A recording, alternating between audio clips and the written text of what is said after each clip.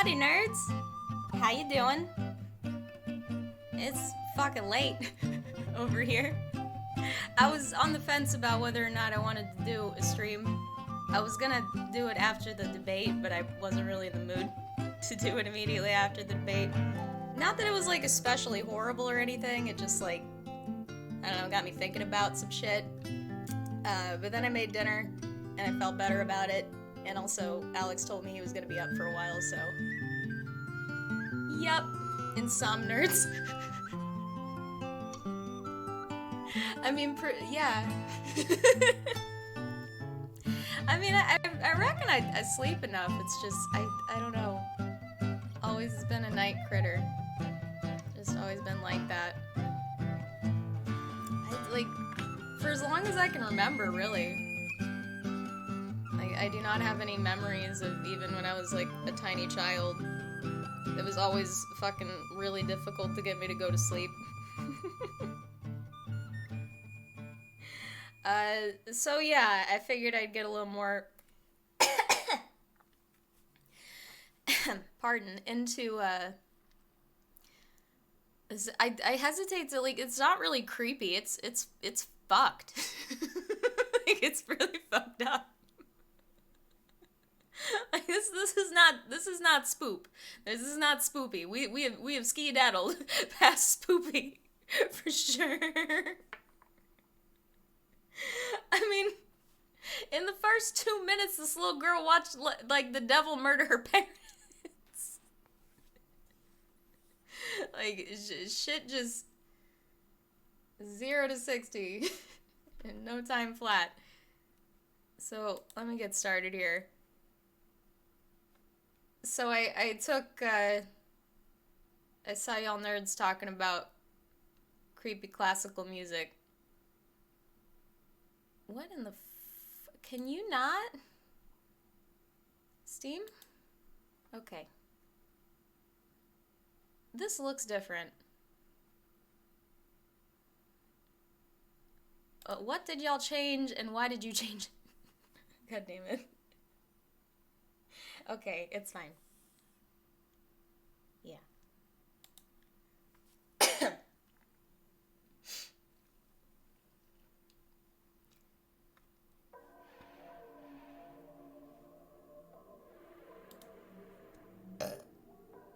Excuse me. I believe I'm currently dealing with allergies, and I'm trying to remember if I took anything for that today. God damn it. I hate when my transitions don't work, but I've learned that I'm lucky to stream some games. So I try not to get too pissy as long as everything's running without me having to jump through any fucking hoops. I'm pretty sure I didn't take fucking Claritin today. I'm gonna do that. See if that helps.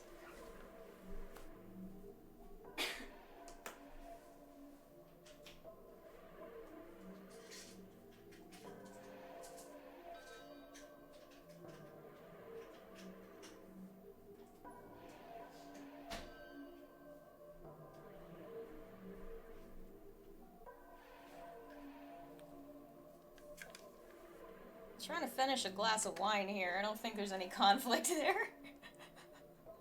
Hope not.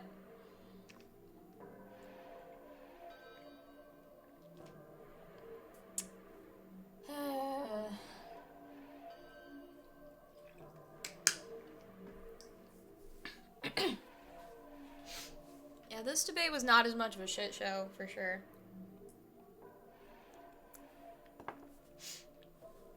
I would say Biden seemed slightly more prepared to deal with Trump's bullshit. Insofar as one can be. I think, yeah, they changed the debate rules to accommodate our infantile fucking president. He's so goddamn embarrassing, dude. Yeah, it's a creepy ass room. Can y'all hear okay? I didn't really see what the audio levels were at. Not that that's really any fucking indication of what y'all are hearing. It's not, it just varies too much.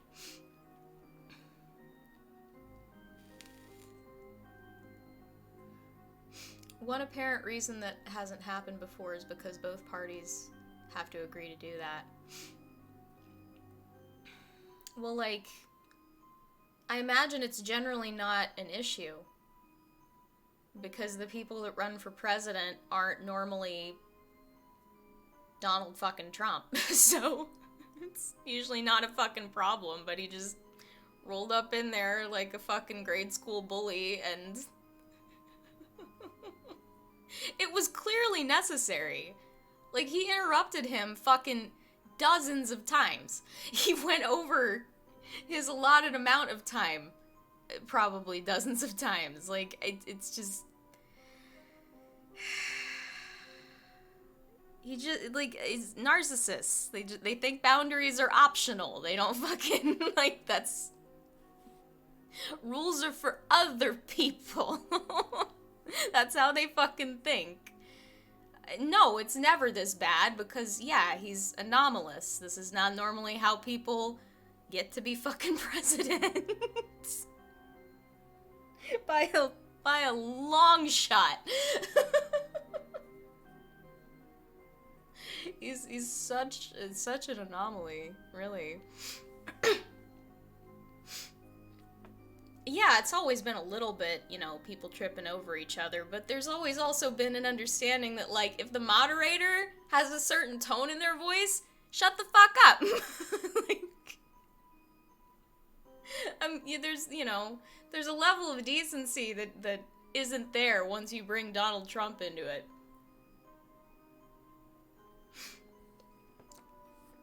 Sure, it's kind of, you know, it's supposed to be a show, though. It's supposed to be, like, you know, kind of the candidates sort of virtue signaling their passion and commitment to whatever they're trying to get out after they go over their time or something, or when they interrupt somebody, but it's never been on that level. Because, like I said, there's normally some kind of dignity standard there that just gets completely thrown out the window the second you bring someone like Donald Trump into the situation. And yeah, I mean, he was like that from the beginning. I remember him during the debates, just like watching and like fucking awe as he did this shit, which, like, I was studying that shit at the time. I knew, like, why it was working, and you know, all you could do was watch it in slow motion like a fucking train wreck. Like, just, God.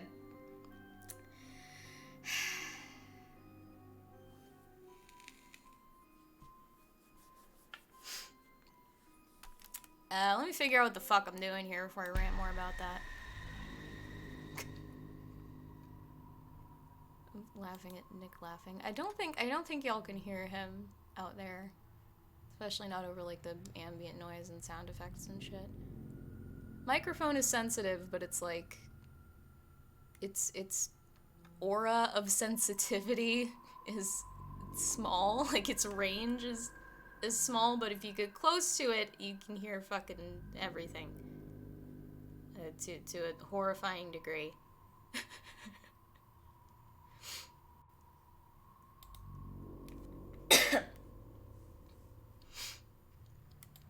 I kind of hope. I don't have to go in there. I don't want them to do that either.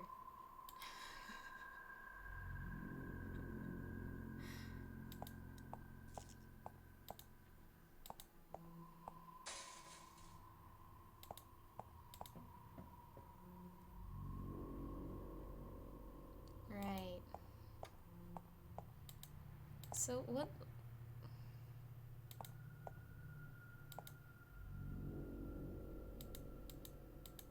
Guess this is just the end at the end of the maze, right? I'm guessing you do eventually at least leave the building because they're trying to get you out to that fucking hedge maze. Which, like, those are always creepy as shit. I don't know what it is about hedge mazes. There's nothing in here.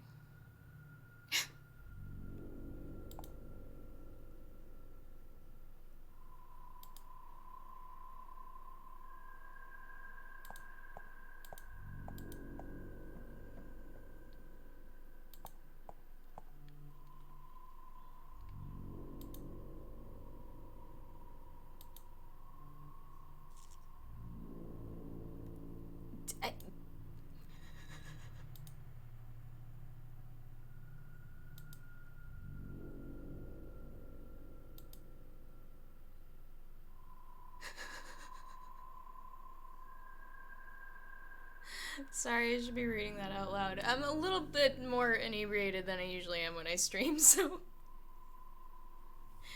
forgive me for not being entirely on it. Hello, son. Welcome. You'll have to pardon me. I'm talking about our batshit presidential debate that just happened here. I mean, God, Donald fucking Trump. It's been happening for damn near 4 years. Still can't believe it. Oh, you watched it? All right.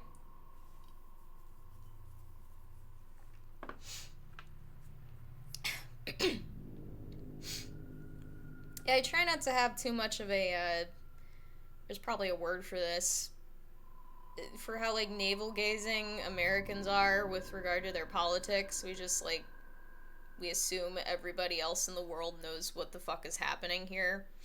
But, I mean, you're generally pretty politically engaged, so, you know, even if you are in, like, fucking, like, Denmark, you'd be interested, maybe. But, I mean, there's some entertainment value regardless, so...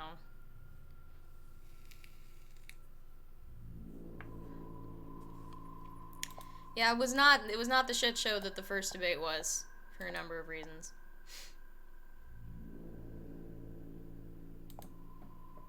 You try to ignore politics? You could have fooled me. Could have fooled me.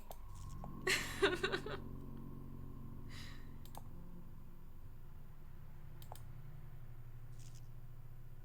fuck do you mean a mop that'll dance on the floor? We should clean our toilets. Hey. Oh boy.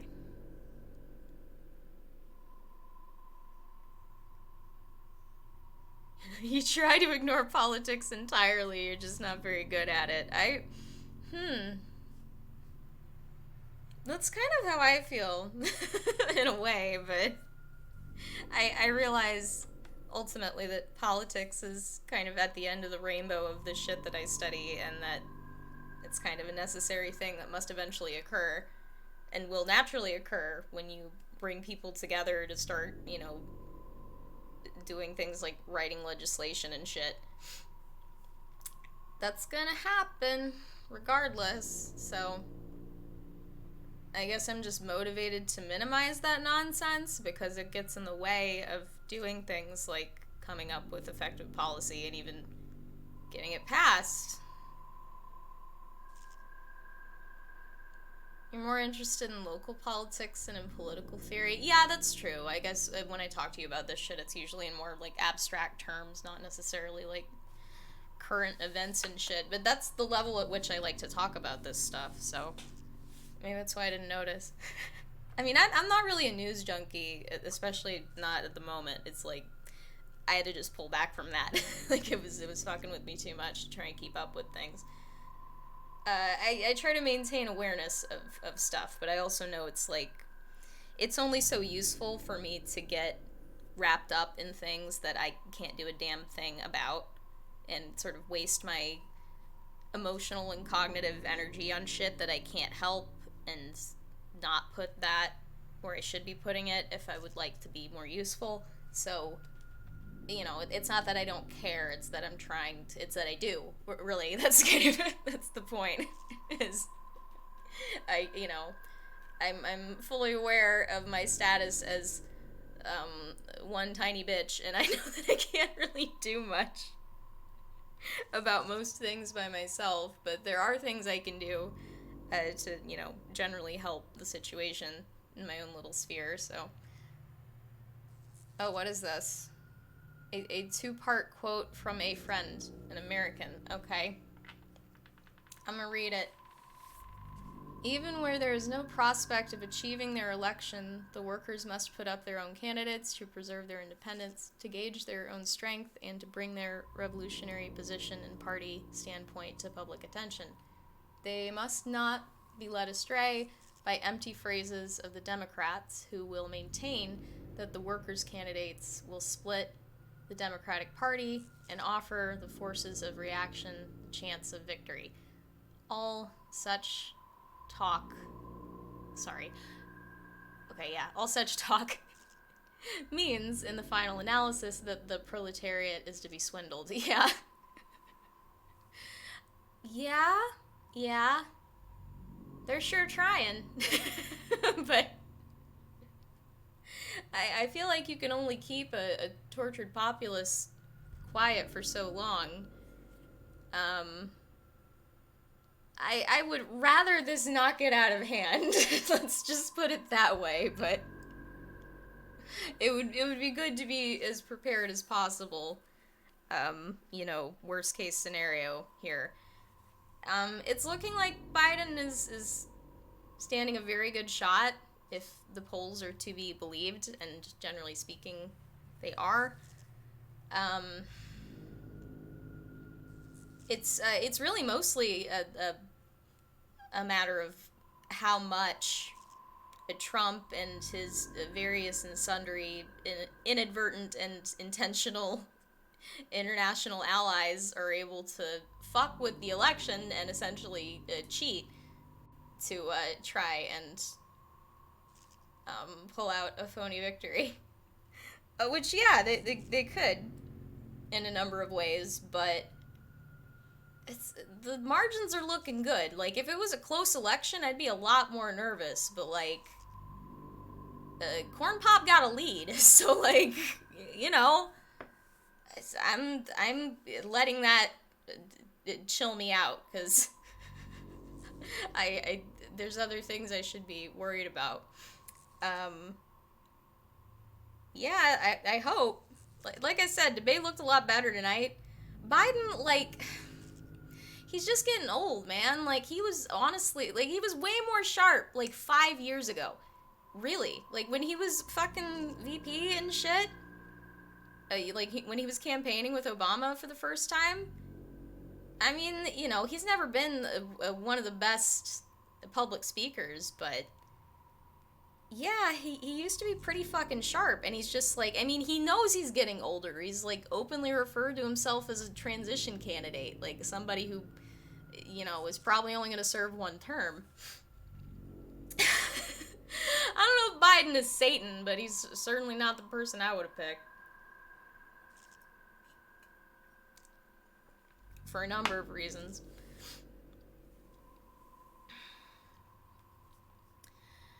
Yeah. Because, like, if Biden is Satan, then what is Trump? We gotta, like, we gotta put everybody on the same spectrum here, and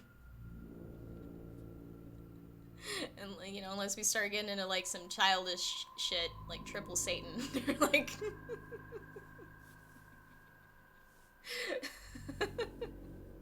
yeah, where do you even start? I don't know. I can tell you this, if you are, for whatever reason, seeking motivation to go vote for Joe Biden, if you go find somewhere where he's given a speech to some group of folks about grief, he's very, very good at talking about that, and it should make you like him more. I'm not trying to generate new fans or anything. I'm just I think it's very important that everybody votes for him. Anybody I can convince to do that anyway, so if only because I agree with a lot of people that Trump is uniquely dangerous in his current position. Like, he's not just a bad president. He's not even a president. He's just a force of straightforward cultural and material destruction of this country. Like, he's really just not acceptable in that position at all. Like, we really just have to do whatever we can to get him out of there. That's just how I feel about it. And I think if you don't, like, I've just not heard a good argument for that. I've not heard a good argument for, like, not voting for Biden, specifically. I haven't heard one. What was wrong with Sanders? I didn't really think there was much of anything wrong with Bernie Sanders myself. I was an early supporter of Elizabeth Warren, but that's a long story that I don't feel like telling right now. I looked up to her for a long time, and it really bothers me to see how many people were willing to throw her and her, you know, pretty impressive career and resume and demeanor and everything out of the window at a moment's notice. I'm not going to sit here and tell you that she's a very gifted politician, but, you know, I don't think that she was treated fairly, and to continue to hear people that I respect shit on her in, like, really ignorant ways just kind of blows my mind. Like, I don't know how you could really look into her and come out thinking that she's a snake. Like, you don't know shit about people. Like, if you think that woman is a fucking snake, that's seriously just misogyny. And, yeah, the left can't be fucked to care about sexism, so what are you gonna do? But yeah, I didn't think there was anything wrong with Bernie Sanders. I was pulling for either of them. Their overlap in policy was a lot. So, yeah. I actually, you could probably go back through, like, my old channel streams and find a point where I said, please God, just anyone on that stage but Joe Biden. Like, the first debate. Like, I swear that there's, like, a record of me saying that. Like, please, sweet Jesus, anybody but Joe Biden. And fuck me. God.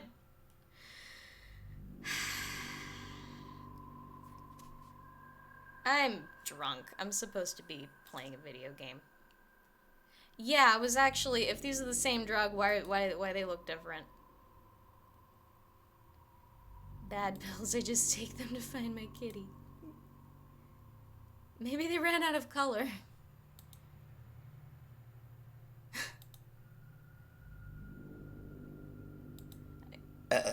Excuse me, I guess I have enough crazy pills for the moment.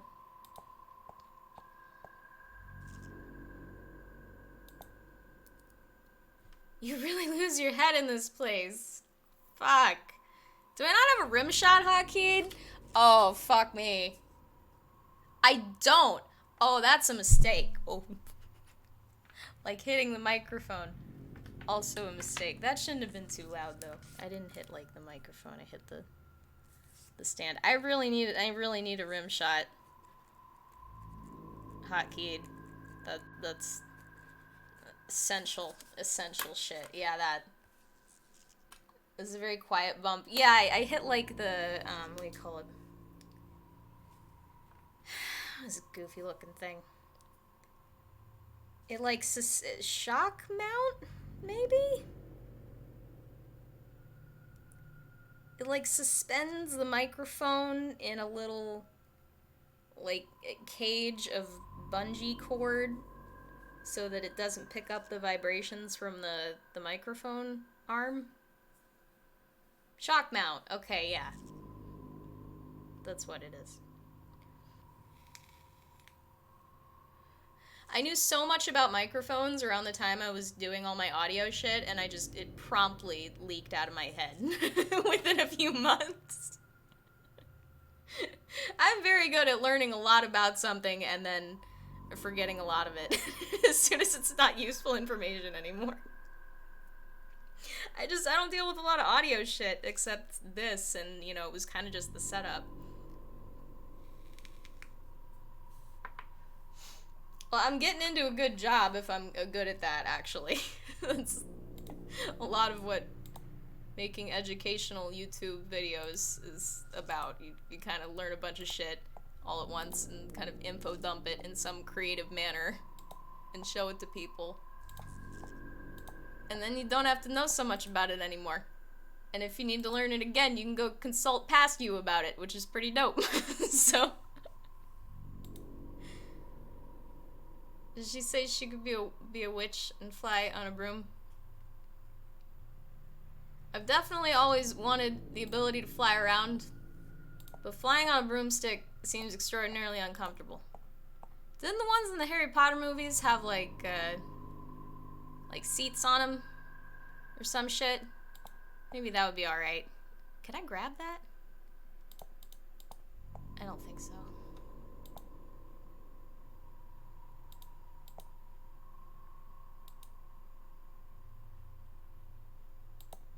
I can't figure out what I need to do.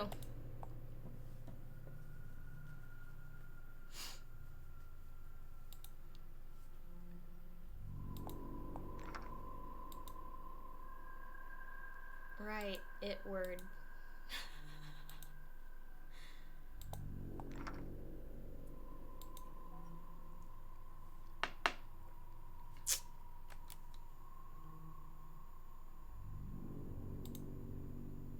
Why do you have your brain out?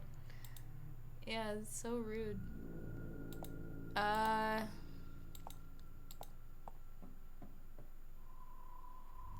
God damn it, I don't want to look anything up. But this is like the second time, or third time really, if we're counting before, so... Alright.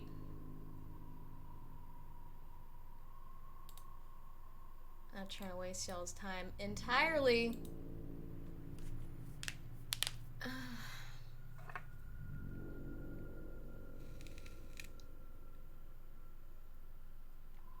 Now, what exactly is a web framework?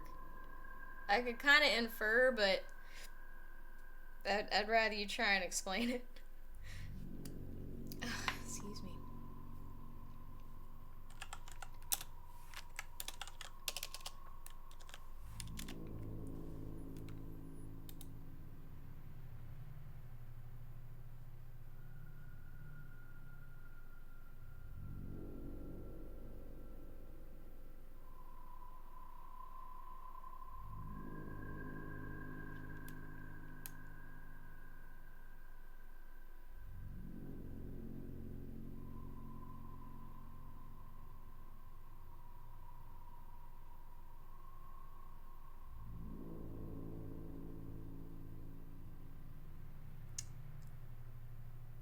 Huh.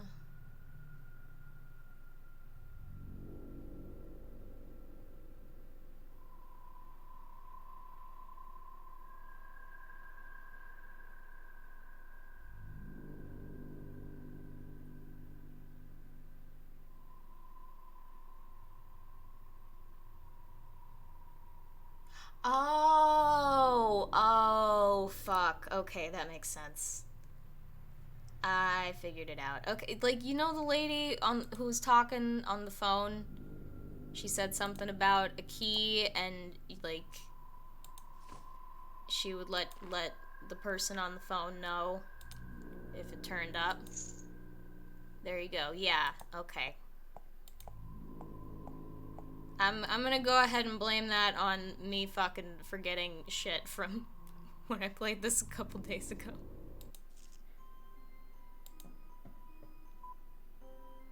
Oh, the key was here after all. I better take it back. Yeah, do that.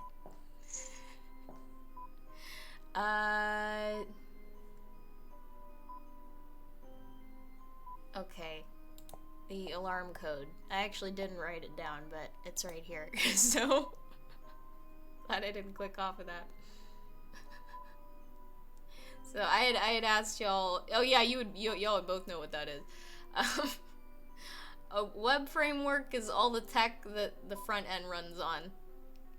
The front end, I know what that means at least. That's the stuff that like the end user sees, like the UI stuff and like I guess the stuff that generates the stuff that people see. Yeah. And you said it. So basically nobody writes all of their HTML, CSS, and JS from scratch anymore because frankly modern front ends are too demanding to make all of that shit yourself now. I see. And there's a lot of tooling commonly used to simplify basic workflows, and those are the frameworks. Oh, okay. So today, 90% of the time, front end means the code that runs in a web browser. Okay. I see. I guess I'd thought about it as that, and like, you know, if you're using any kind of program to do anything, just like that stuff. Which apparently, like, you need people that know what the fuck they're doing there. It's kind of a... Would that fall under the umbrella of, like, excuse me, what's it? I think it's called human factors engineering or something like that. It's actually a branch of, psychology. Or, well, I guess it's, like, really interdisciplinary, but... Human-computer interaction. Yeah. I would reckon if you asked a psych person about that, they would probably throw it under the label that I just used. But that's it, yeah. It's just the study of how our silly meat shells interact with technology, basically. Our silly limitations relative to our future robot overlords.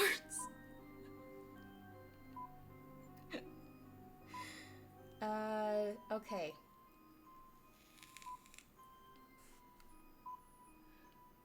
Oh, wait, I have the note. So I didn't have to fucking... Okay.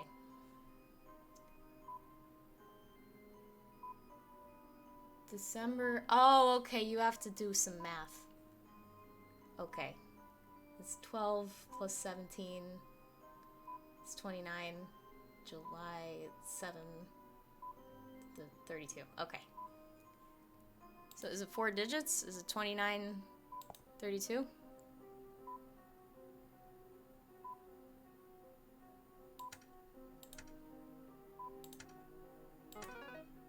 Nice. Good. So what exactly did that do?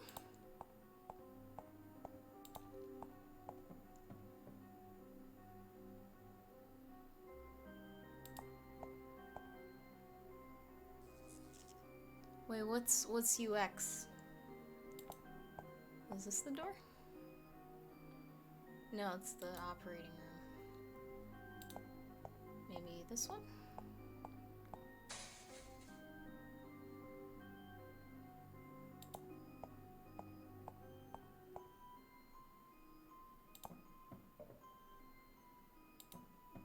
Wait, was it in the fucking...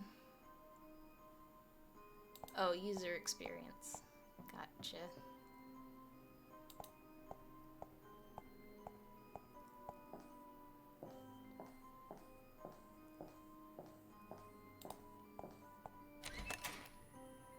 Nice.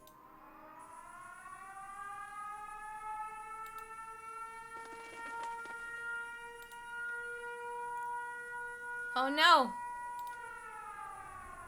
Wait. Oh. That's fine, you can kill him. Clever girl. No, don't do that. Hey. What? It can't be. No! Benjamin?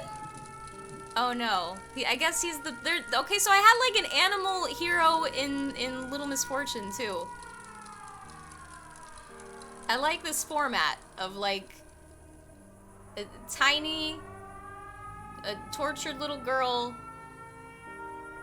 and it, like Animal Savior and Baphomet. It's a good formula. Oh, you played Little Misfortune?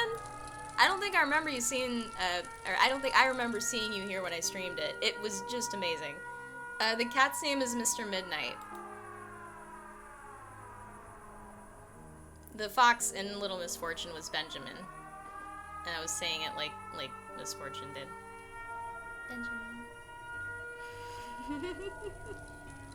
And she was in love with the fox, which was just the cutest shit. God. That game is so goddamn precious.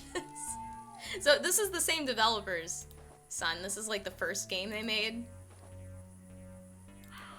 It's extremely rough around the edges, but it's you can see the seeds that eventually grew into Little Misfortune here.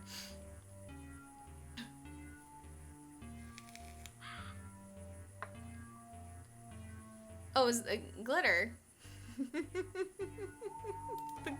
the glitter mechanic in that game is still just one of the best things I've ever seen. I can hardly describe it. I feel like describing it would like, because the first time I used it, it was like such a moment for me. So it, like, and I don't want to spoil that game for people. Like I said, it's 4 hours. What are you doing? Go play it. Like, it's creepy too. Like it's got, that's actually more a spoop than this is. This is just fucking dark. Like this is just fucked up. But Little Misfortune's actually like spooky, scary, you know, like not, yeah, yikes forever. Oh god. The voice acting, it's so good. The fucking narrator was good. Oh man. Yeah, they really, like, holy shit. The jump in, like, fucking quality and like tone and everything from this game to that game is just so impressive. I'm very happy to be playing this. It's like I said, I wanted to see how these developers got started, because I think they're very talented. This is some, like, Pac-Man shit.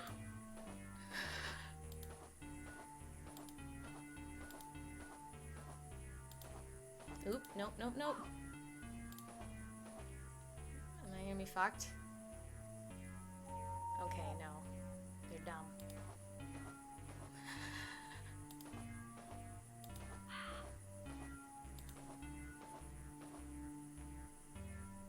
Yeah, I only heard about it through Alex. And I actually don't remember how you heard of it.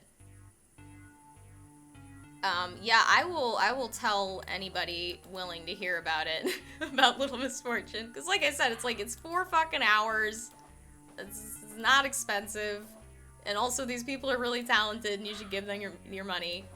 Like, I bought this game at full price. I was totally fine to give them every penny of that. That's okay.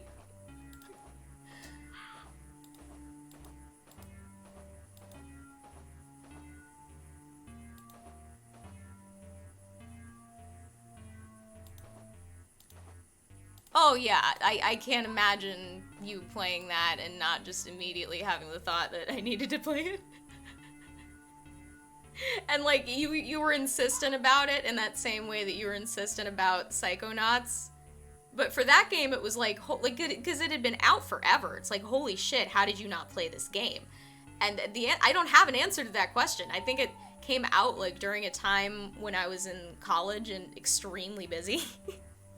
Like there were a few semesters where like I was getting 2 degrees at the same time. So like I trying to combine biology classes with basically anything is a giant pain in the ass, because a lot of them have labs which occur at strange times. So you end up with like weird gaps in your schedule, and you just end up having to be on campus all fucking day, and like, oh, you wanted a job? That's cute.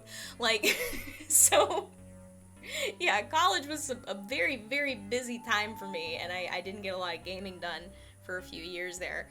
That's why I do a lot of blind playthroughs, because there's so many good games that I didn't get to fucking play, because I was like, you know, had my fucking nose in a book, and I couldn't fucking do that shit. I was too busy.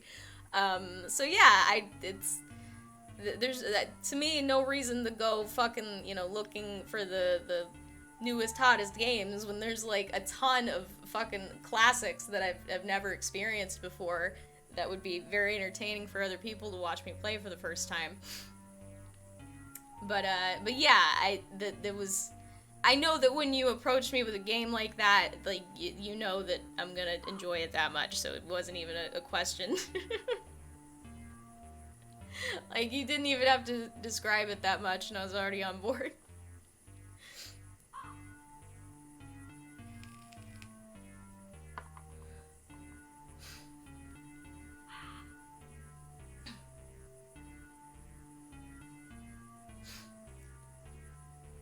Oh, you have an internet buddy who's quite into quirky, spooky games? It's a good quirky, spooky game. That's a good way of describing it, yeah. It's just so good. It's so fucking good. Like, I can't remember the last time, like, a one-off game just fucking completely blew me back like that. Firewatch fucked me up pretty good, actually. Now that I remember that. To the Moon was good, too, actually. That was a great stream. That had another, like, neuroatypical little girl in it. That was actually, like, a different side of, like, little girl autism. Like, it was... Like, because this is more like... Because autism can be sort of, I guess, like, it makes people kind of insular and quiet a lot of the time, or sometimes it can make you very, like, sort of just odd. And, like, we're just talking about Harry Potter. Luna Lovegood, I don't know if she was canonically on the spectrum, but like that. Like, that would, that would not surprise me. Which, I would say that's more where I am with it. I'm just, like, openly strange, and I'm, like, cool with that. Not that I don't occasionally get, like, you know, like, quiet, introverted aspie, that definitely happens, but for the most part, I trend toward the other way. Because there's just no way for you to be, like, totally fucking normal, so you kind of just have to, like, pick a side. Like, you can either, like, be so quiet that nobody recognizes that you're fucking weird, or you can just be weird. So, like, it's... And, you know, I can fake it pretty good. Especially after, like, working in the service industry for, like, over 10 years in different jobs. You get pretty good at that. And like I said, I wasn't diagnosed with this shit until my 20s, so, like, I kind of just...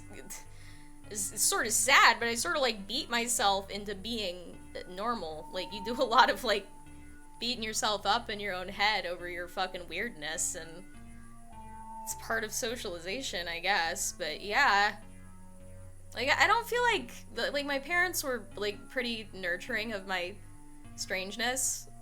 Like, I'm sure plenty of parents, like, when their kid came home and told them there was some weird green pod in a tree, they would have just been like, oh, that's nice, honey, and not done a damn thing about it. But my dad built me that fucking hook on a stick to go fucking knock it out of the tree. Like, I was, you know, relatively nurtured with my strangeness, so that's maybe why I ended up more on the loud, boisterous, quirky side of it, rather than, you know, being really, like, introverted with it.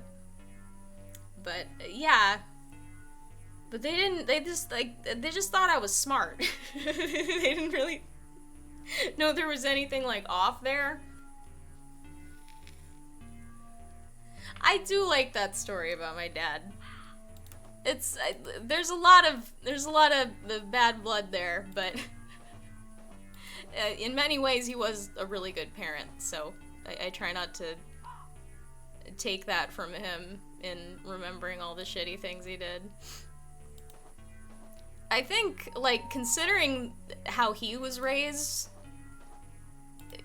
like, it's very easy for me to tell myself that he did the best he could for me.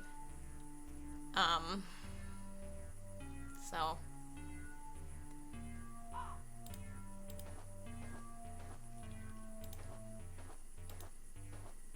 Yeah, I was definitely appreciative of him, like, nurturing a lot of my strange creative impulses and eep.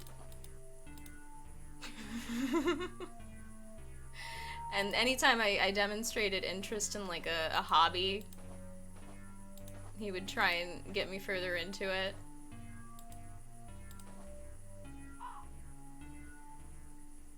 Did I get out?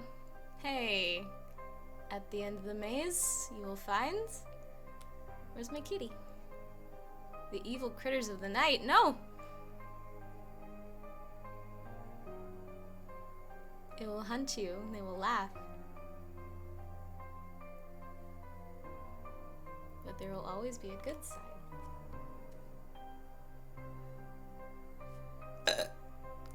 A cat full of nuts and bolts will always be your guide. Oh no! Fuck y'all. Yeah, that's definitely true. Curiosity symptoms. I had those. I still do, unfortunately. My curiosity really is a curse. Like, it's like it has gotten me in so much goddamn trouble in my fucking life. Seriously. Hope the guards don't find the sewer. We're pretty far removed from them at this point. I would hope. I was reading some you wrote in chat here. It's funny as how you get older, you cut your parents increasing amounts of slack. Yeah. I think it's because you get out and you see how difficult life is, and you imagine, like, having kids, and, like I said, like, my dad's childhood was a fucking Stephen King novel. Like, it just comically fucking bad, honestly. And it's like, you know, maybe people shouldn't generally get brownie points for not doing things like abusing their kids in like a physical, serious way, or like, most of the ways my dad abused me were like things that he probably never saw as abusive. Especially relative to what the fuck he put up with. Yeah, you should not get a gold star for not, you know, kicking your kitten. That's not... he did duct tape one of my dog's mouths shut once. Which was not okay. Because the dog wouldn't stop barking. Yeah, that's a thing. That's a thing he did. So, yeah, not all good. Like I said, complicated relationship, for sure. Dog was fine. He was careful to not actually put any tape, like, on the fur. You know, because it wasn't done with the intent to hurt the dog. It was just literally, like, he didn't have a muzzle and the dog would not stop barking, and we could not bring her inside because she was not potty trained. So, this was a stray dog I had for, like, all of about 3 weeks before she ran off. She was just, like, damn near feral, honestly. I don't know what I was thinking bringing this dog home. My dad has never really been a good, like, animal person. He would tell you he likes dogs, but then he does shit like that, and it's like, bruh. I don't know. He's gotten better, though.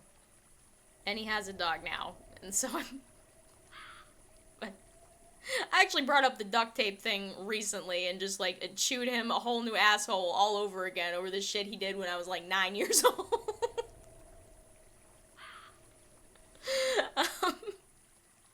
Anyway, yeah, my dad's an interesting character. For sure. Do I want to hear a fun little sexism story? Sure. Go ahead.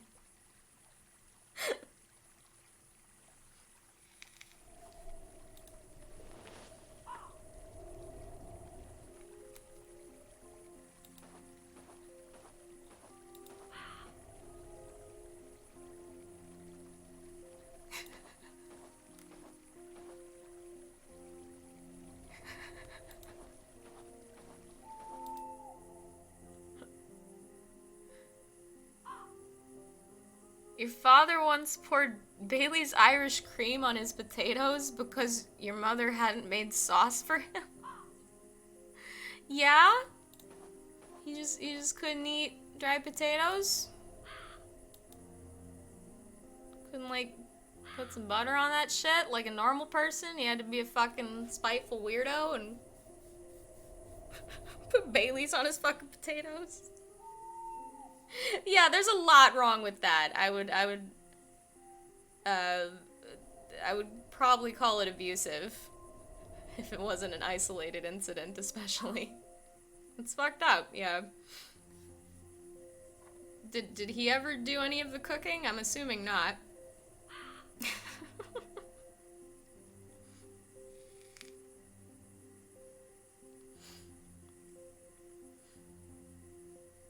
Like, I feel like a lot of women are in abusive relationships with dudes and just don't even realize it. Or they tolerate stuff that I would consider abusive. Or that a lot of people would consider abusive if they had, like, higher standards. And, yeah, dudes will gaslight the shit out of you. I mean, women do that too, but you know what? Fucking 90% of the gaslighting I've experienced in my entire goddamn life has been from dudes. So, you know, I think it's a bit one-sided, if you ask me. Because y'all do it for social dominance reasons. You do it to try and keep a fucking leash on us. And a lot of dudes think that you don't see them doing it, and yeah, they probably do get away with it for a lot of the time. Because, yeah, women get socialized to just tolerate this shit. Your father can't even boil rice. Yeah, your father sounds like a real fucking peach.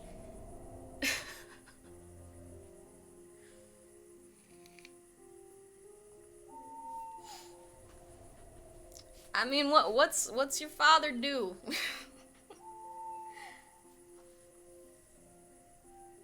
He's not otherwise abusive, but I think there is something abusive if you're gonna be all like a spiteful asshole.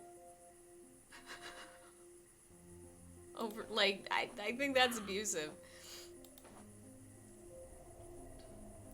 It's like, sorry, I didn't realize I was talking to a giant ant with a beard. This is only my second glass of wine. I think I'm just kind of out of it.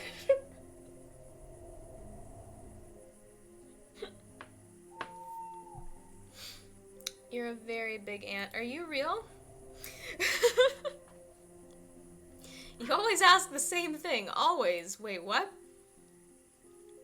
Yeah, when was I here? I escaped. Don't tell nobody. What am I doing here? Yeah, my cat is out here. You seen him?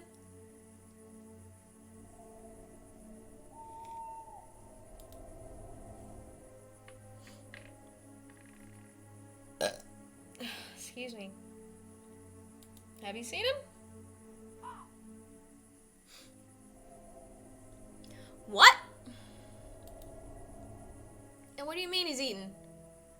The black cat that came towards me in a hurry. I catch it. I give it to my beetle pig. You cunt! My beetle pig is hungry. Oh, my poor beetle pig hasn't had any food in days. The blueberry time passed by and we ate them all. Are you fucking with me?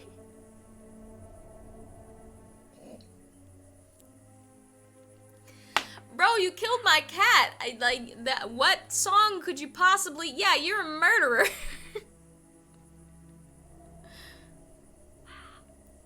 Yeah, how can you help? The digestion is not so fast, you know. Maybe he's still alive inside the beetle pig. Yeah, you got any fucking ipecac? What are you trying? Like, kill the beetle pig. He is also the only friend I have left, but I need the meat.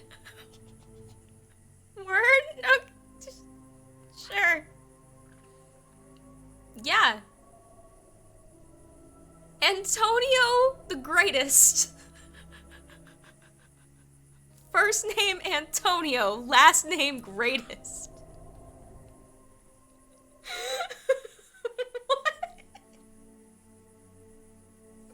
What? I guess because he's an ant. Right?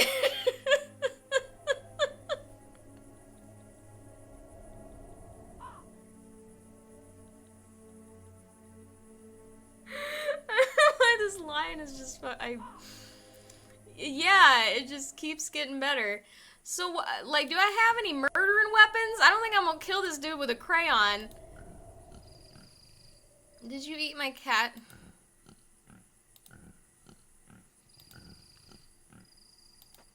Can I borrow your stick?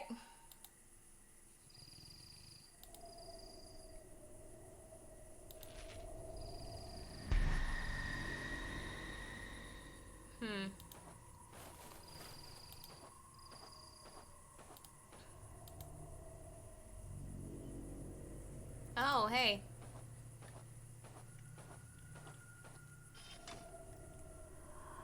I will be the warrior and savior of things.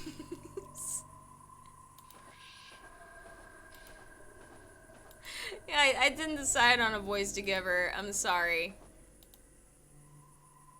This game is fucked. Key? Curiosity is damned. Damn you, curiosity. Oh, I like to be curious, otherwise how will you learn things? What are you?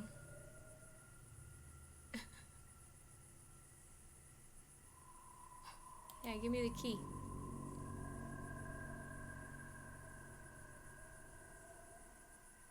Give me it. The affection towards you is simply none. I'm a person.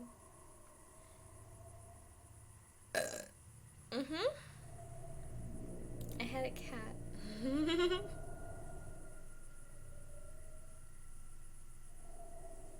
Yes.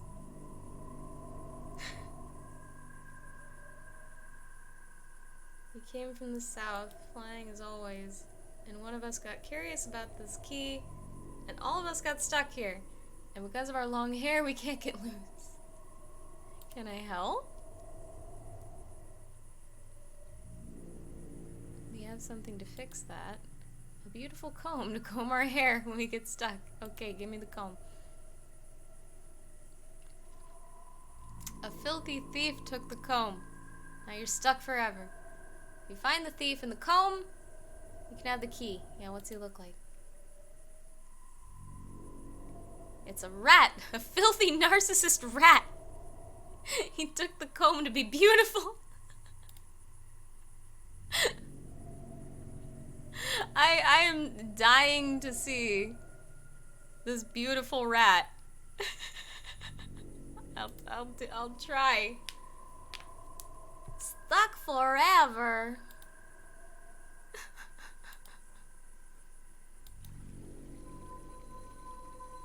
Oh, that's not creepy.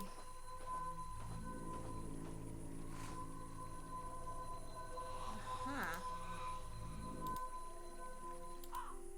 So can I kill the beetle pig now?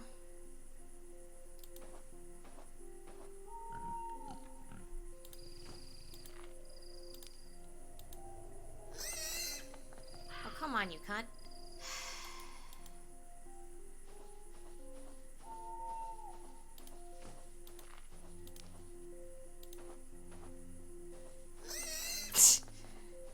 Girl, you gotta be a little sneakier than that. Come on. Stealth mode. Do it. No, you got it.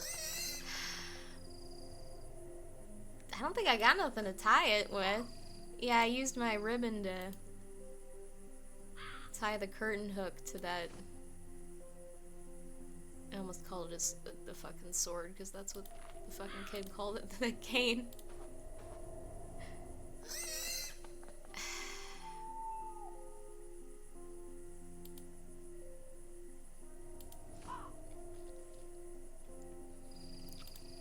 Maybe I can block its path?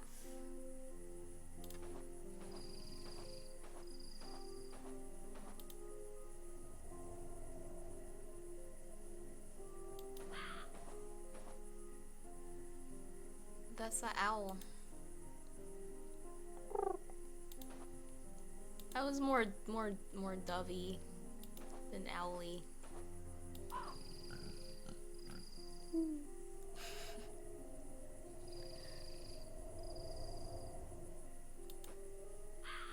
Yeah, help me out. It seems that shouting and pushing him won't help.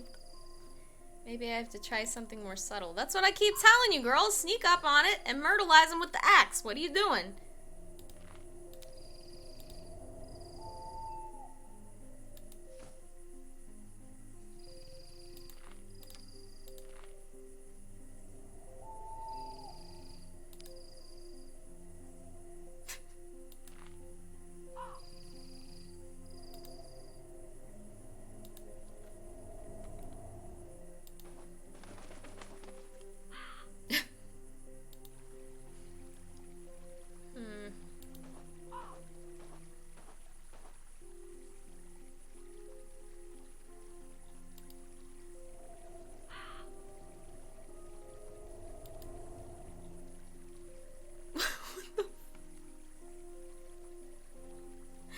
I see.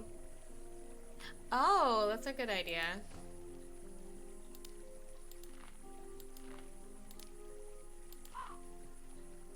Oh. Apparently, she doesn't want to destroy the door. I see.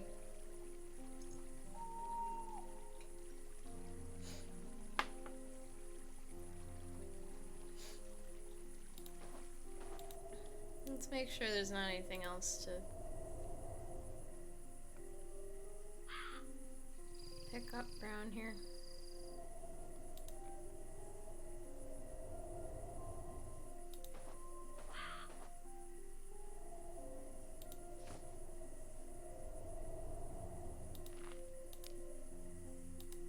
Yeah.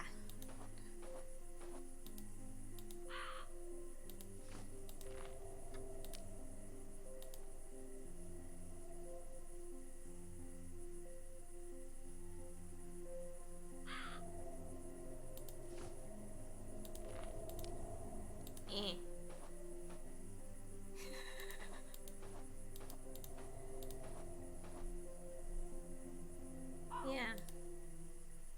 Your feathers are beautiful.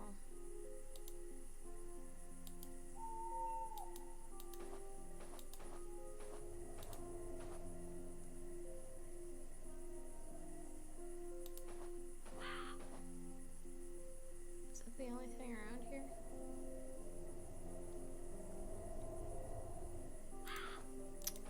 Oh, I forgot I have crazy pills.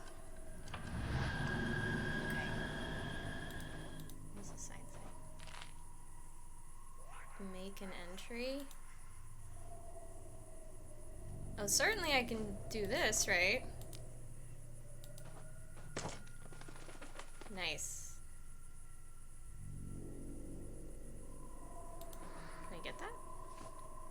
Cool. Okay, okay. There's no hole in here, I see. Was the purpose of that just to make the fucking bird fly away?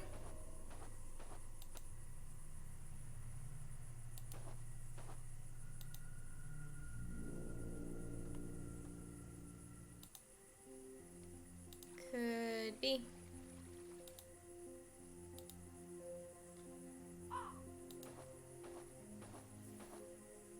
Yeah, are they gonna have me fucking tickle the goddamn beetle pig? Can't do that.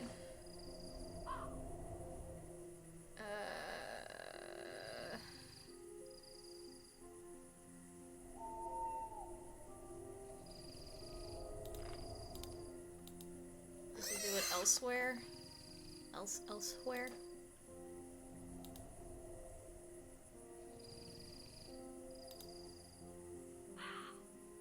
Oh, she was oh, I get it. I get it. I just like literally face palmed and I forgot. Like, I am actually really made up right now. I look like way too good for y'all. So I was practicing my makeup earlier. I have like a head gem on. remembered that when I went to go faceball.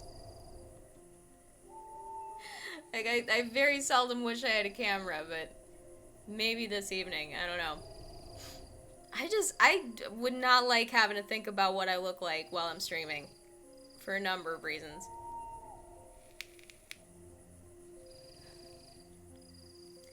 Like, I wouldn't want to voice act with a camera on me. Like, especially, because you look funny when you're doing that shit. Like, for real. Like, look up fucking, like, videos of people voicing, like, your favorite characters in different shows. A lot of them look fucking stupid doing that shit. And I certainly don't want to be having to worry about what my fucking face looks like when I'm trying to do a voice. Yeah. There's just a million reasons I don't want a camera. I respect people that do that, because I think it invites more harassment, especially if you're a woman, Jesus Christ. You know, I get enough here, I guess, but I also don't get much of an audience either, so. It would seem I'm cultivating one, but not in the way one normally would on Twitch.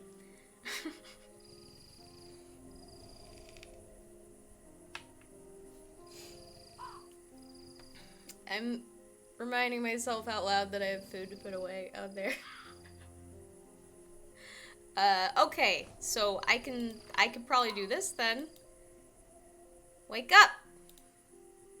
Ah! The thread is great! Great. Wake up. Beetle Pig doesn't like the idea of being killed. You don't say. That is completely normal. Yes. It should cooperate. Girl. You have to give him special berries, the blueberries. But where are the berries? You said you ate them all. I have the right connections. They live inside my house. They have blueberries. My house is in that direction. Be careful. Oh, thank you.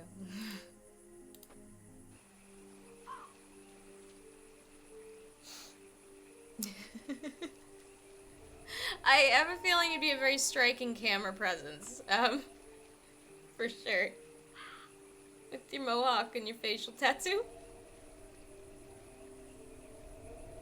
Yeah, I kind of feel like you're right about that. You'd get the attention of people you wouldn't want to talk to. I kind of feel like the same way, honestly.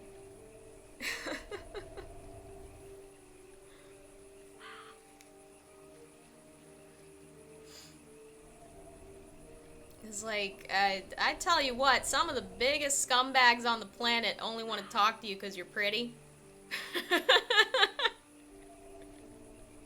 And a lot of them are really good at being scumbags. They're really underhanded and manipulative, and they'll just blow a bunch of smoke up your ass, do anything to get your attention. Yeah, and a lot of them are just straight up sociopaths. So yeah, I don't like the crowd that my face draws, really.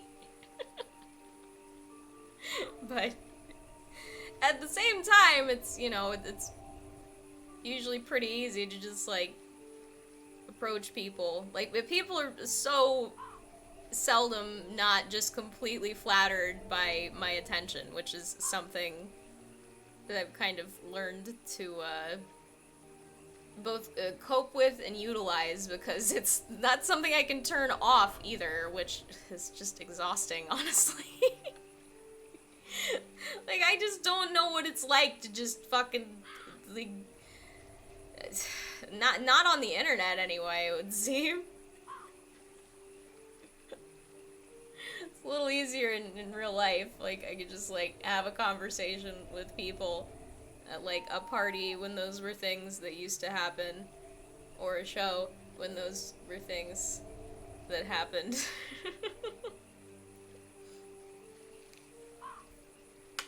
Yeah, I mean, that's the conclusion I eventually came to, was like, okay, this is, like, some kind of strange, like, superpower that I have. It can probably be used for good if I'm careful about it, and I think I'm doing my best. It's just strange, because, like, I clearly don't see in myself what other people see in me a lot of the time, and it makes it just like,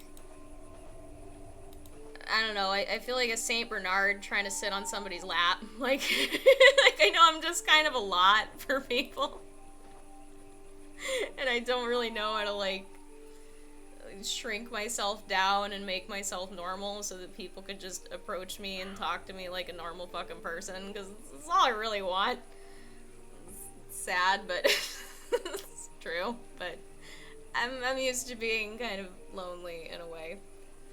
But it's fine. It doesn't mean I can't do good things, but yeah. I've gotten good at being alone.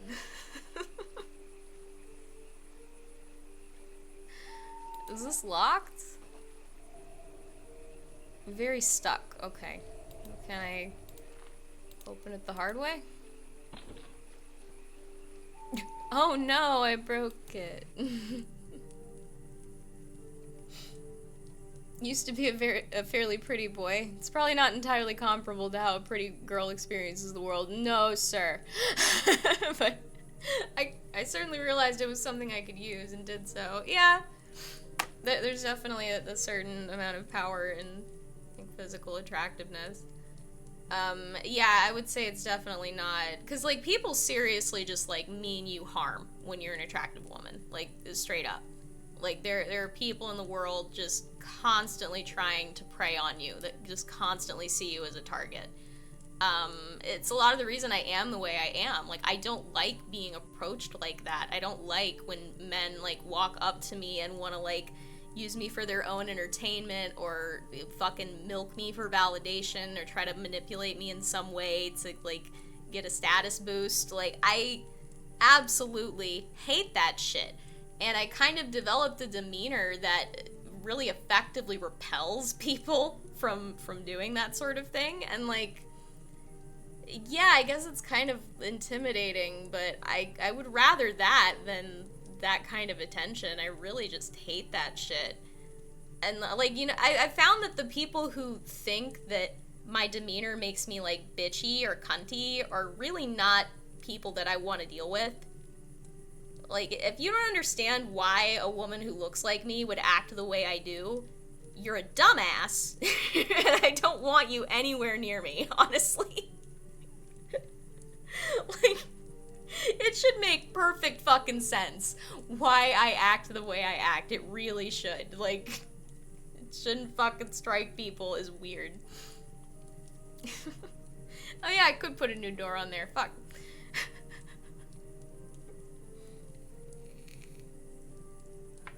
Yeah, how tall are you?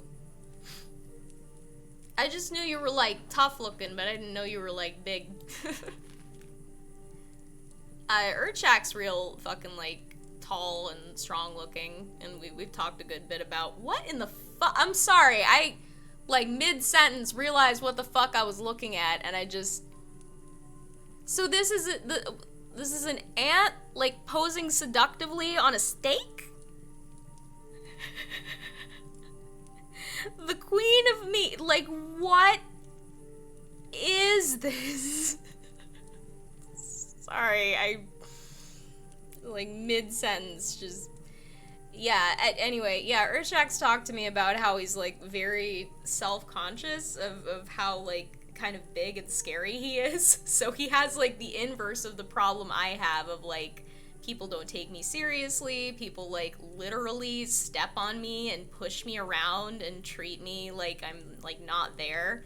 He has the opposite problem of people being, like, hyper aware of him and taking him way too seriously and, like, being easily perceived as a threat to people, which is something that I just fucking never have to worry about, to the point where it's, like, frankly, like, shaped my personality, because I've just, like, I seem immune to creeping people out. It's just kind of remarkable. I happen to think I'm a very creepy person, but I feel like I'll never get credit for it. And, you know, it's sad in a way, but it's... could be worse. Yeah, he's also talked about how it can be useful, certainly. And it's especially useful for people like me to be friends with people like him, and vice versa, because, like, people don't fuck with me when they see me hanging out with a bigger person. Even if they don't think that's my boyfriend or whatever, like, men just don't fuck with me when I'm hanging out with my male friends. They just don't. Because they're cowards. That's the thing, is like, and this is also something shitty that I've noticed about, like, really nice dudes that put off a vibe, like, I'm probably gonna kick your ass if you do some creepy shit around me. Like, if you're putting that vibe off, you're not going to see the creepy shit, because those dudes can smell that on you, and they don't want to fucking deal with that, because they're cowards. They're abusive, little, shitty, fucking cowards. They're, like, scum of the earth, just awful people. The kind of people that abuse women, especially when nobody's around. Like, yeah. And that's the thing, is, like, every time I've been abused, it's been by, like, in just sneaky, underhanded ways, by just, like, the slimiest, most cowardly little fucks. Like, dudes that would fucking never do that shit to my face, never say that shit to my face. Like, the fucking idiots that have been fucking with me for years, if you put me in the same room as those fucking assholes, I could stare fucking a hole into their goddamn souls. If they had one, of course. But they don't, so... Like, seriously. They would just be completely goddamn helpless. They would not be able to say, do any of the fucking shit, level any of the fucking disrespect that they have leveled at me in person. Y'all are pathetic. Seriously, you're fucking pathetic. Y'all couldn't even be fucking on a live stream with me in front of an audience without fucking pissing yourselves. Seriously. Y'all wouldn't stand a chance, because you're fucking weak shit compared to me. You really are. You really are. Like, there is such a fucking gigantic goddamn canyon of character between the people that are here for the right reasons and the people that are here for the wrong reasons. And I just need to make that abundantly clear for anybody that thinks I might be yelling at them. Every once in a while I have to rant about that shit. It's a lot to just, like, pretend I'm not thinking about while I'm doing this goddamn show, but, like, every once in a while it creeps back in.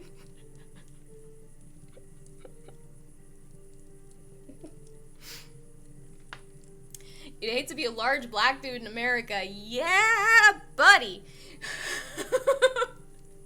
Like, fucking, like, half of my close friends, especially in college, were black dudes, and I got a lot of perspectives on that from them.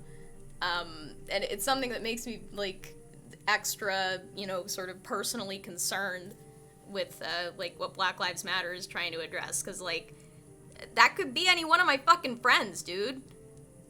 That's the horrifying to me. Like, the idea that could be any of my friends. And, like, yeah, like, my especially, like, giant, tall black dude friends, they have, like, a fucking bevy of defense mechanisms in place that are, like, everything Urchak was telling me about, but, like, even taken to an even higher level, because they're even more likely to be perceived as a threat by people. And, like, yeah. Like, they have impulses that I can never possibly understand as a person that just never fucking stands a chance of posing a physical threat to people. Like, seriously. And it's really, like, it's so potent, like, the socialization with, like, large black dudes especially. You'll find that all of them have, like, a teddy bear mode that they can fucking pop into that makes them seem totally non-threatening. You know, whether they're just trying to not make people nervous or, like, be cool around cops or whatever. Like, they all know, like, how to behave in a certain way if they need to. It's a survival thing, man. Like, it's the same reason that I know how to fucking, like, look and act tough if I need to, even though I'm, like, tiny. I'm still remarkably capable of keeping motherfuckers away from me, even if I'm not, like, physically imposing. These are all coming from the same, like, survival impulses, really. Like, my giant black friends are trying not to be murdered by the cops, and I'm trying not to be murdered by men. So, we're just doing what we can over here. Yeah, that's wild to me, having to think about getting in trouble because somebody's scared of me. like, like physically anyway. I, you know, can understand otherwise, but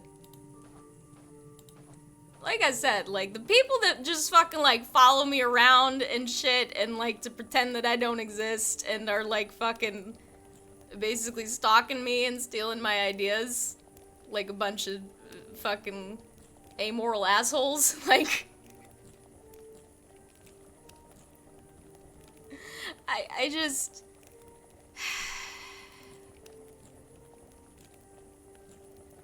I should probably just try to drop that.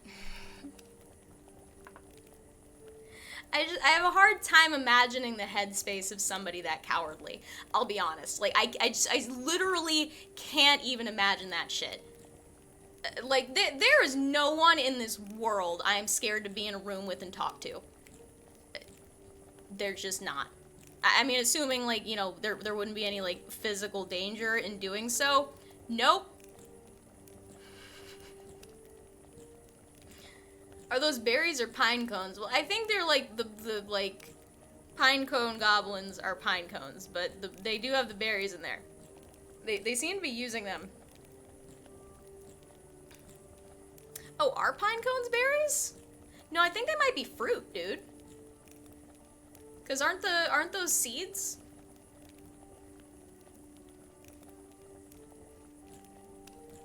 Man, I gotta fucking... It's... Alex, can you look that up so I don't have to fucking alt-tab out? What the fuck are pine cones? My money's on fruit. My money's on fruit. I think it's a fruit.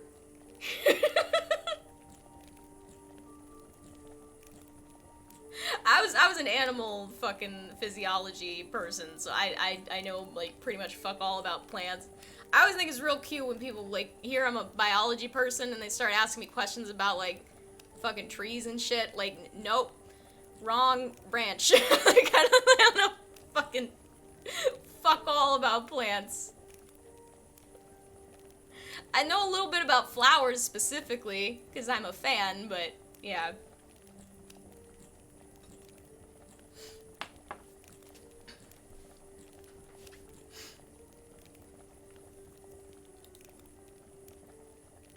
You're very rare.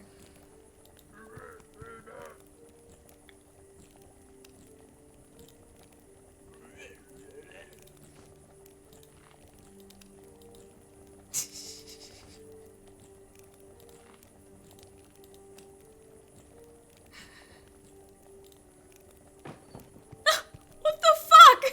Girl.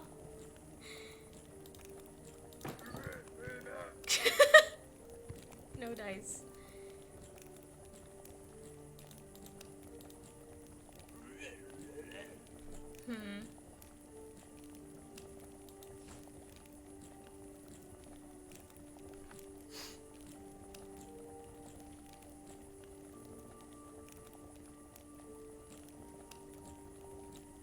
Wait, so the cones are flowers? What?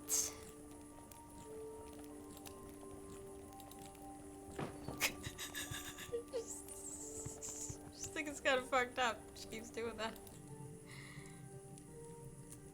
So, how do I...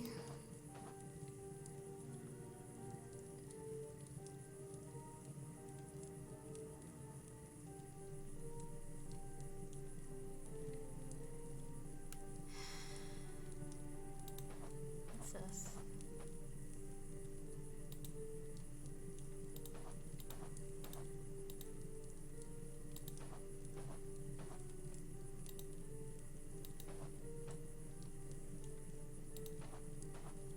Pinecone men's rights activist? Well, I was abusing the child, so...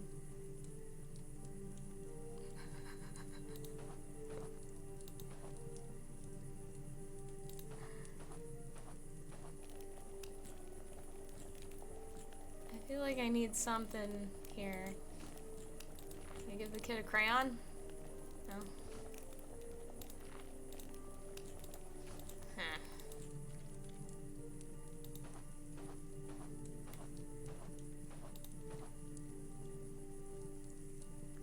So, wait. So, is the pine cone... It's not... Is it a fruit or a flower? Or is it some other kind of... What's that? Doorknob? To handle big problems.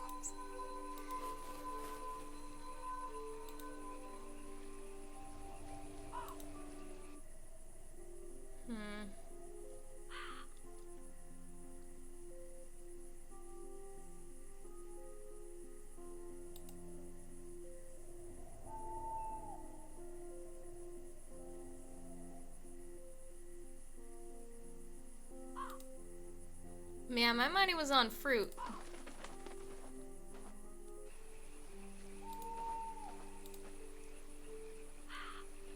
But yeah, then he said that one of them were producing pollen, and I was like, that's more flowery. Oh.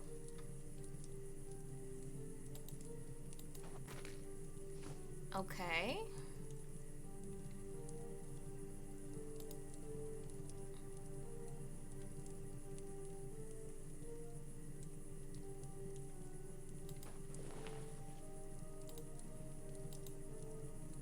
Something to click over here. Y'all want some meat?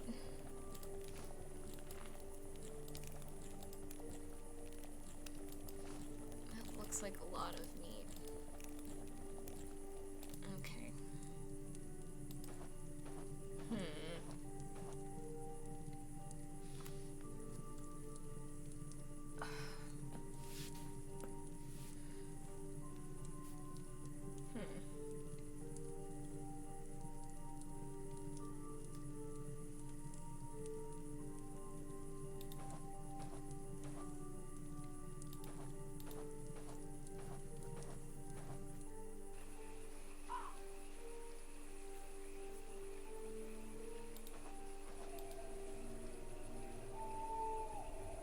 Oh, it depends on the kind of cone you're talking about.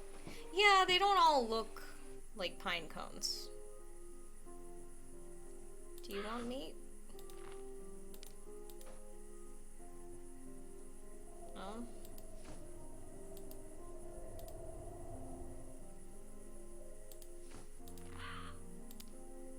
You want meat?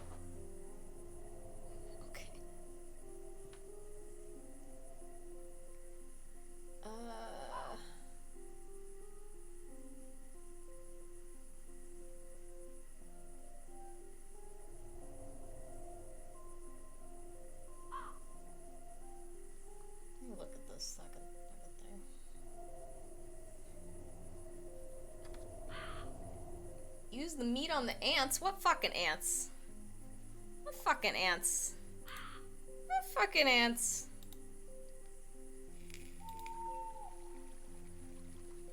All I see is the big ass ant.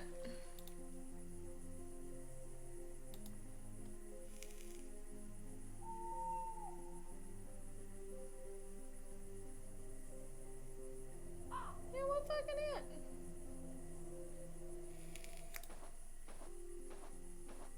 Yeah, the one posing seductively on a piece of meat? That one?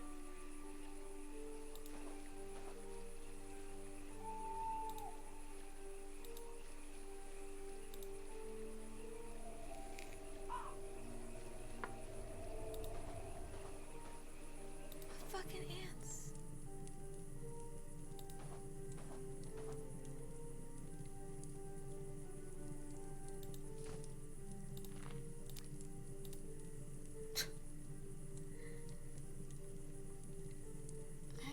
Let me try and find a different thing here.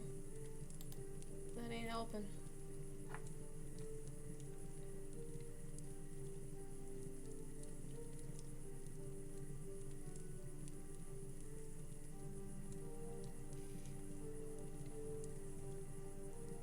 Oh, I keep forgetting about my crazy pills. Fuck me. Alright. Whoa, shit. Sorry, it was fucking testing shit and I forgot I had that open in a tab. Crazy pills.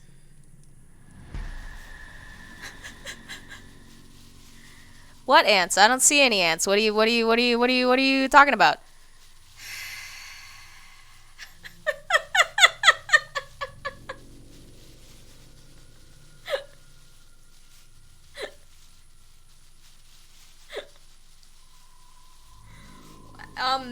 No, son, I don't believe you've told us about your friend who eats frogs. I mean, that's a thing in some places. They're not the worst. Not a lot of meat on there, but you know.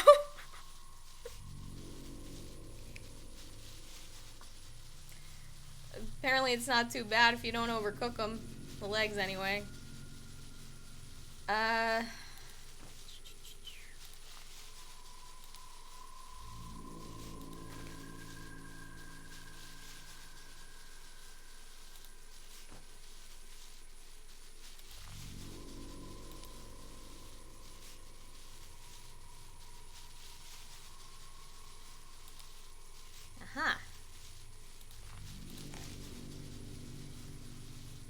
John Plummet.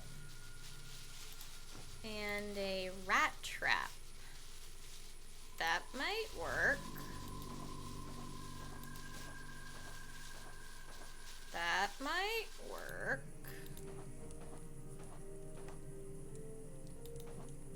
Let's see.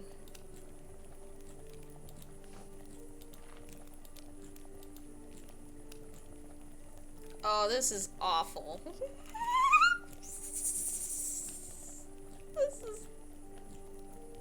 It was bad enough before. Now I'm gonna fucking throw this baby into a rat trap like a goddamn ghoul? Like... Alright, fuck it.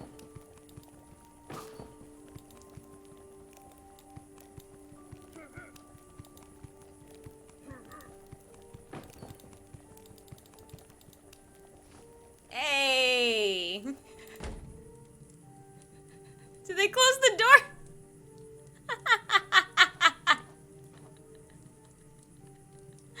I mean, I'd be mad at me too. Okay, let me read this. Okay, so 3 friends and I went to this old hippie's place in the country. He was growing a pot field, and we wanted to buy some of his harvest to sell as pot joints around the Danish festivals over summer. Excuse me. So, we got back to his place, and we're fairly blitzed already, and this old hippie scooped some green little froggies out of a terrarium and offered us one each to lick. Like Simpsons style? Like licking toads? So we dutifully licked our frogs and handed them back to the hippie. Except my one mate, he didn't quite understand the concept, so he just shoved the little froggy in his mouth, chewed it right up, and swallowed it. While the rest of us looked on in shocked disbelief. How big was this frog? Also, yeah, did you trip? You were so smashed, you know, I had no idea if it made any difference at all. I mean, if it was supposed to be, like, hallucinogenic, I would assume that it was, like, you would have noticed if it was actually gonna do anything. I don't think that's actually a thing. Like I said, that's like, they put that in The Simpsons because it's fucking ridiculous. I don't think it's actually a thing. Oh, for real? Yeah, like, don't you have to fucking, like, DMT is not easy to get to fucking work right and you do the whole, like, you can get some mild effects if you fuck it up, but it's kind of tricky to get enough in you at once to, you know, fucking completely trip out for a couple minutes there. Oh, you were already, what did you take? I thought you were just high. Yeah, like, what were you already on that you wouldn't have noticed? You're tripping frog balls.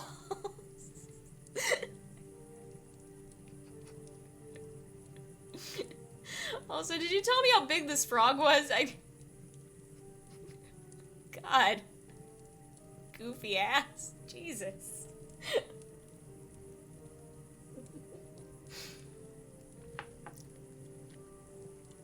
Yeah, well, hold up. What does trips mean in Denmark? Because Alex, I hadn't even considered that we weren't fucking talking about the same thing. Okay. So LSD specifically, yeah, I guess we use tripping in a broad sense in America to refer to any time you're taking like a psychedelic, like something that fucks with your perception and shit, and like your whole fucking mental state. Like it doesn't just like get you drunk or high. Like it's why it's called tripping. It's like it's its own fucking thing, and it's not always good, which is, you know, kind of the interesting thing about it. But that's why I like psychedelics. It's, you know, it's not just a good time. It's usually a kind of productive in a way.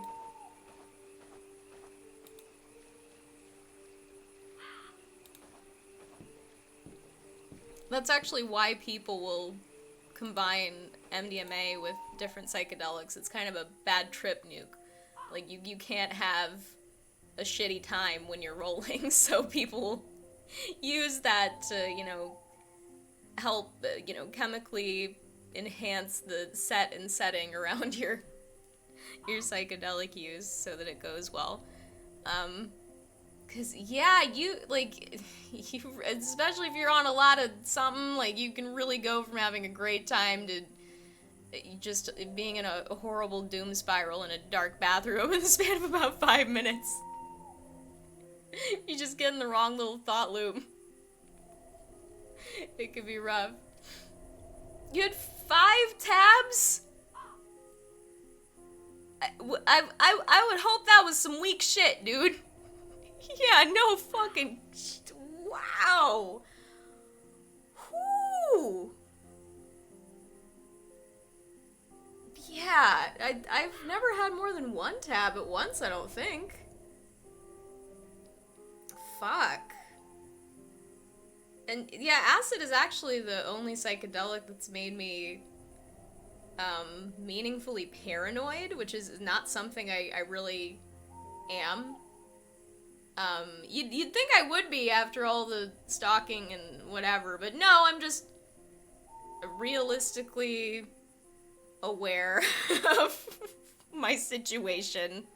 I think anyone trying to call me paranoid for being aware of my situation is just probably one of the assholes gaslighting me. So, fuck y'all. I see y'all. I'm not paranoid. Y'all are bitches.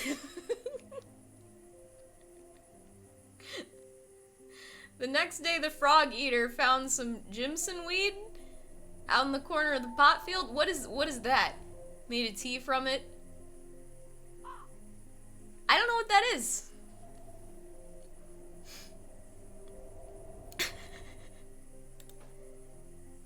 Did you kill the beetle pig? I can't smell the fresh flesh. So I can't even remember why I was doing this.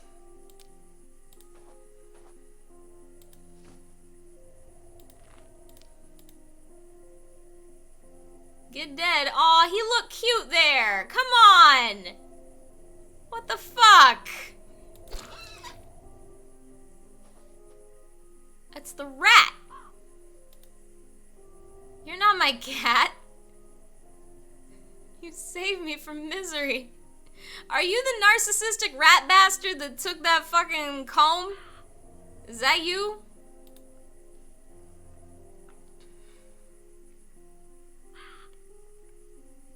My cat. I'm not very fond of cat. I would imagine you're not. Thank you. Yes. Pardon. Now what happened? I can show you. Follow me, please. It's not far from here. Alright.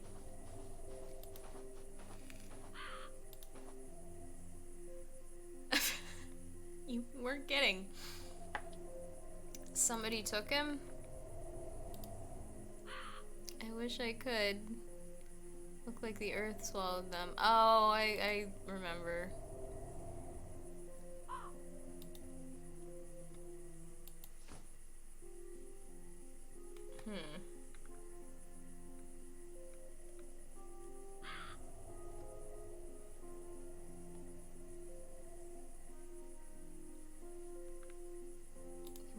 on. Did you steal a hair comb? I wasn't expecting her to just... Yeah, can I have it?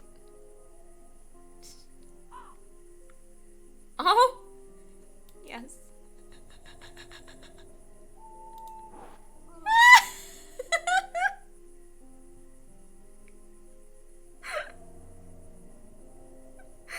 He's so happy.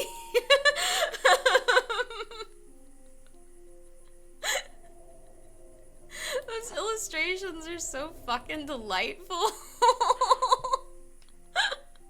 Oh my god. They had that in Little Misfortune too. We would have like scenes like that.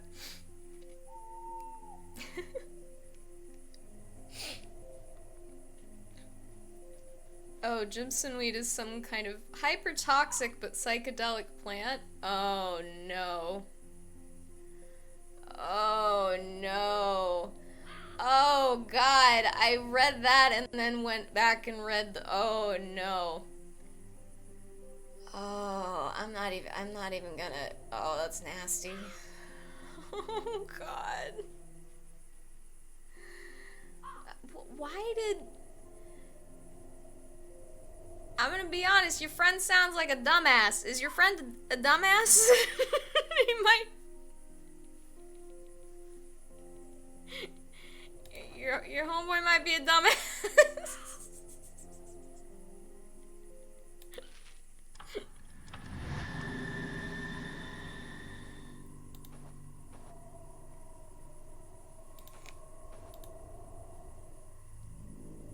I'd be surprised if he was still alive, honestly. He was pretty mental. Yeah, it sounded like he was just one fuck up away. Oh, man. My kitty.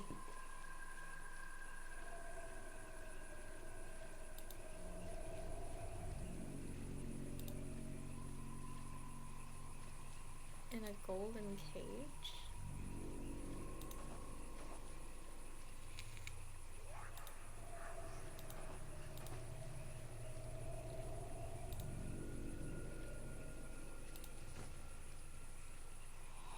Oh, I can go give that tree the comb.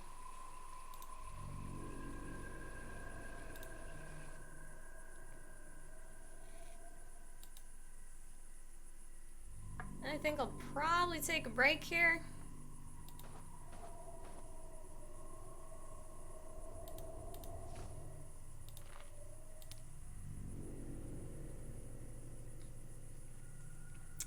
Last I heard of him, he had been committed for perma-tripping. Like he took so much shit, he just was like permanently fucked in the head.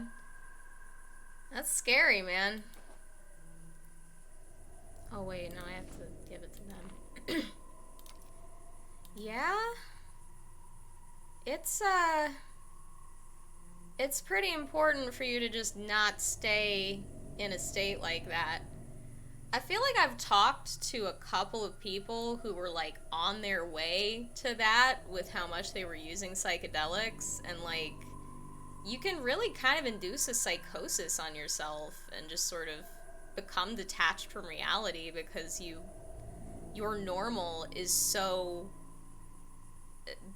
not like that of the people around you that you just like lose touch with reality, at least in like a social sense. And yeah, it's fucked up.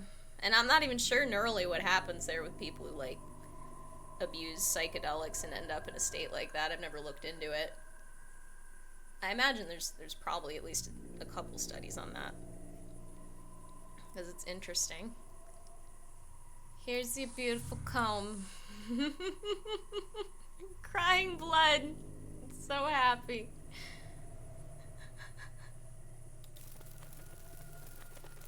After the Jimson weed, my mate was strange. Like, fucking strange. Not really sure he ever got less strange. I mean, yeah. The first time you even get a taste of a bad trip, it kind of changes your whole outlook on things, like, depending on how bad it was. Like that joke I rattled off about being in a doom spiral in a dark bathroom for like 15 minutes, that's a thing that actually happened to me. While I was like tripping with a bunch of friends of mine, like other neuroscience PhD students at FSU. They all came over, we all took a bunch of 2CB. And yeah. Yeah, I got into a bad thought. And yep. I was fine though. Got out of it. Oh, you, Fran the person, you finally did it. Hope the key opens the door you wish to open. Now we fly south at last. Goodbye. Bye-bye.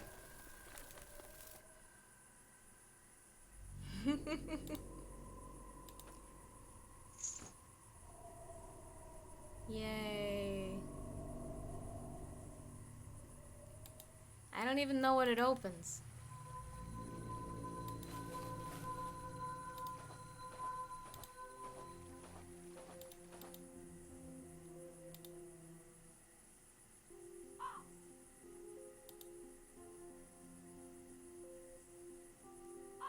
Yeah, that's true, Alex.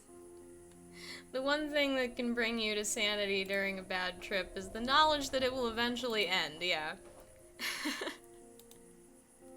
Just the knowledge that it is just drugs, and it will be over.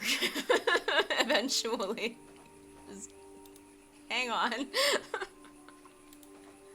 I don't think there was a door in here, was there? No. I'm going to assume it auto-saved.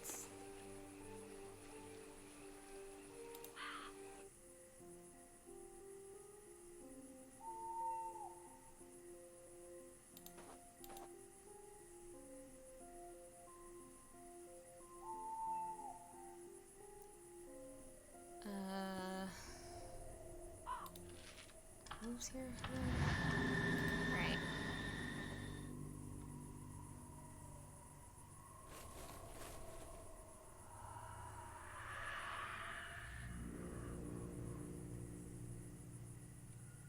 What? I kind of regret looking at that, but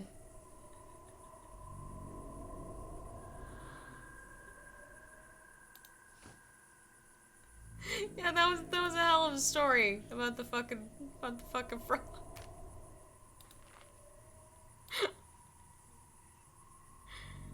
Yeah.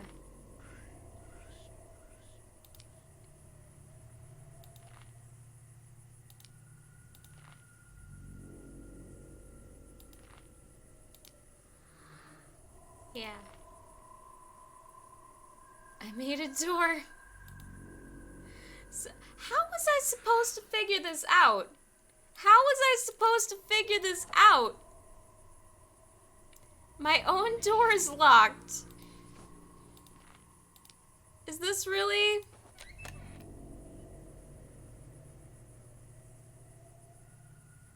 I mean, I'm glad I fucking was just staring off and fucking seen that.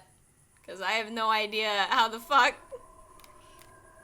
Okay, let me take a break before I keep going here.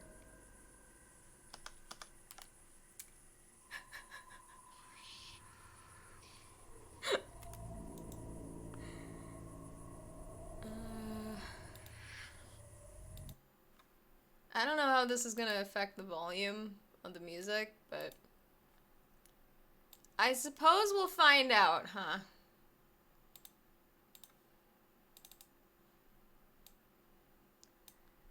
Oh, this song is long. Whatever. I'm not gonna play for too much longer. Might as well have a nice break. You know, stretch. Do middle of the night things. Whatever that is for you. Alright, I gotta pee. I gotta stop dicking around here. I will be back in a little bit. I might cut this off. We'll see before I get into it. This is classical music. Be long. Alright, I'll be back.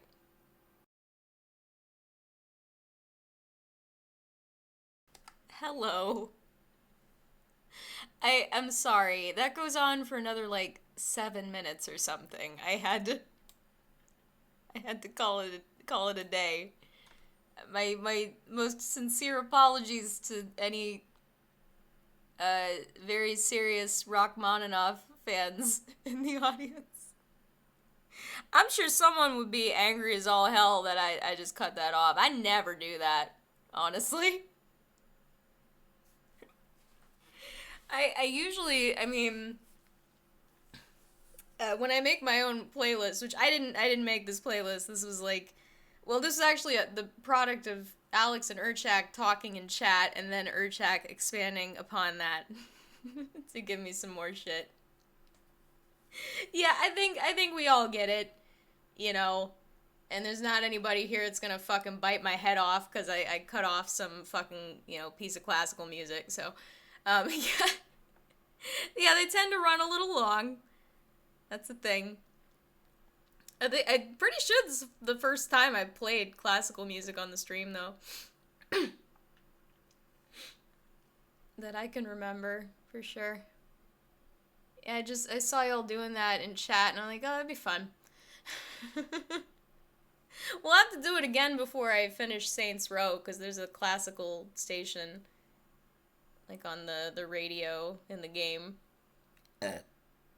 It's been a little while since I looked at that soundtrack. There's probably still some stuff on there that I haven't played yet that I'd like to. Excuse me. Anyway, let's see if we can get a little bit farther into this. It's looking like it might take me another couple streams, but that's fine. I can just keep coming back to play it. It's alright.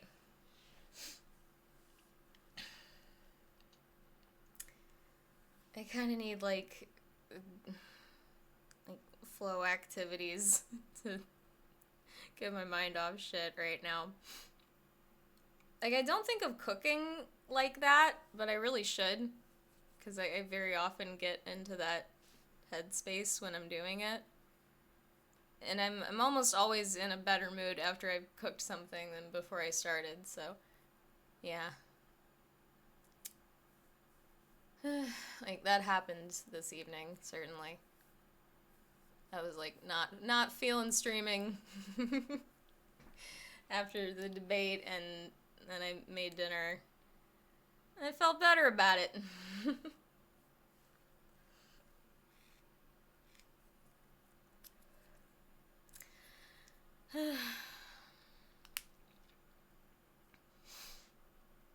And sorry, I was just thinking about that.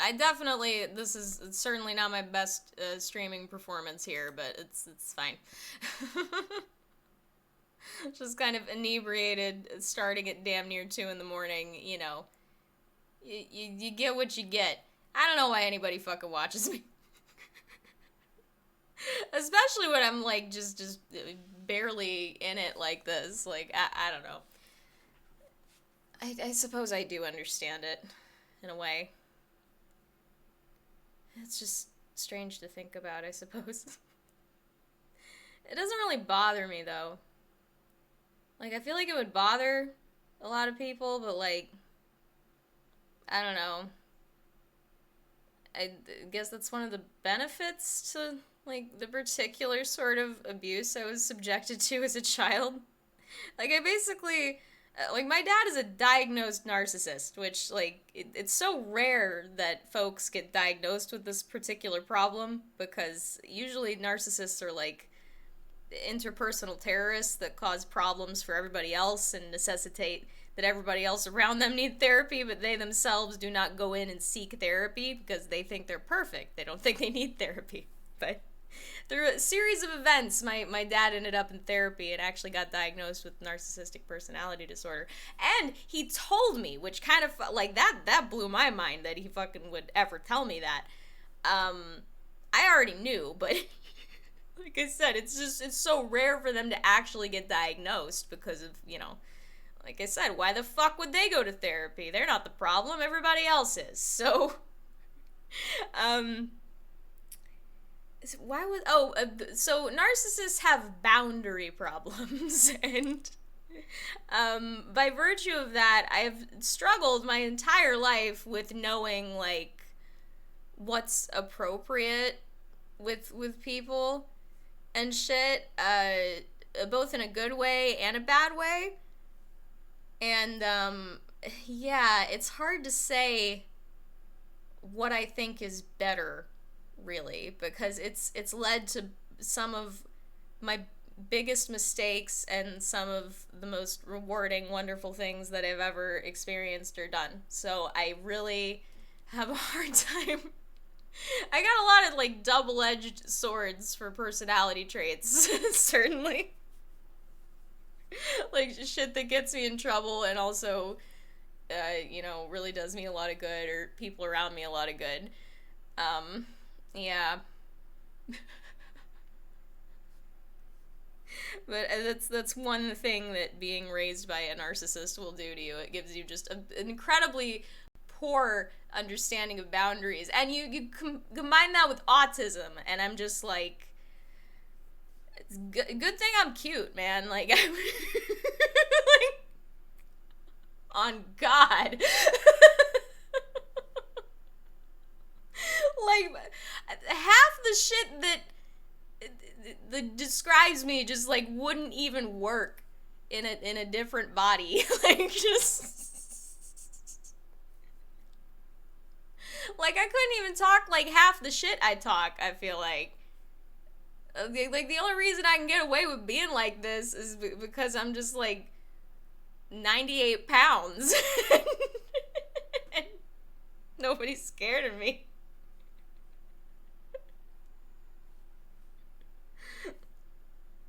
So that's another thing that fucks with the boundary issues. Like I said, people are just, like, they're generally happy to accept my attention.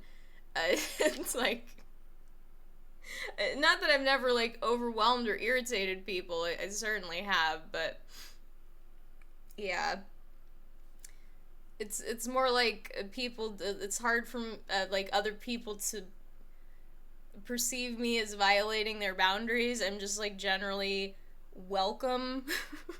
And that'll socialize you to just be a creepy piece of shit, but nobody ever calls me out for it because I'm cute. I'm telling you. Like, just couldn't even do this.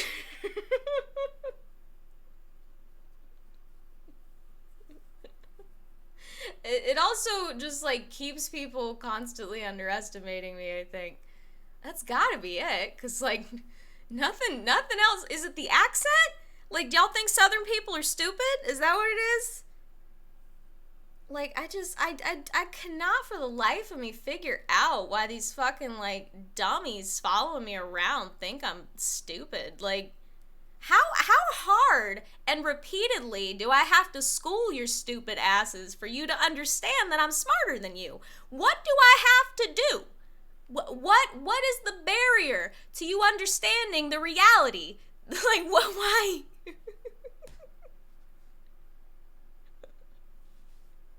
Anyway,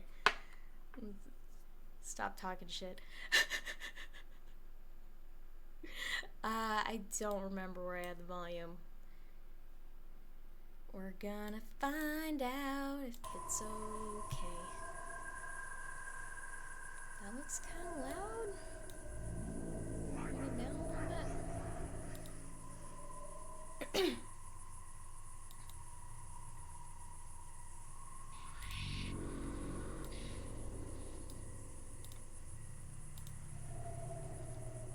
Okay. Go for it, Alice.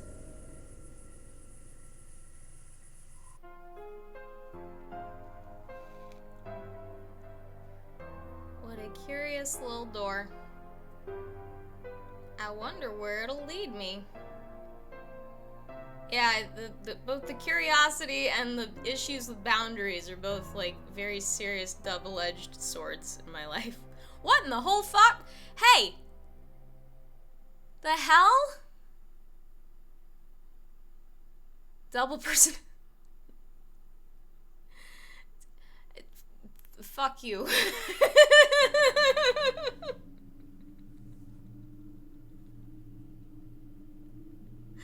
Why the game gotta do that? The timing. What's up with my cat hat?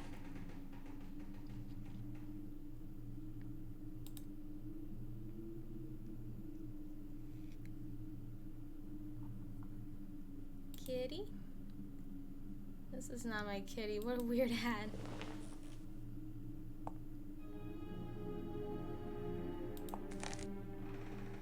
Welcome home, beautiful kitten. We hope you like your new bed. Be nice and eat your food. Love, Clara and Mia. Okay.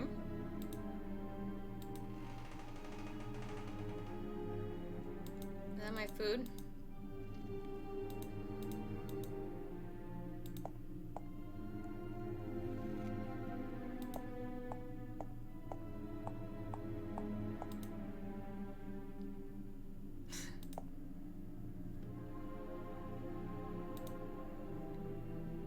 Are Clara and Mia conjoined twins? I love it.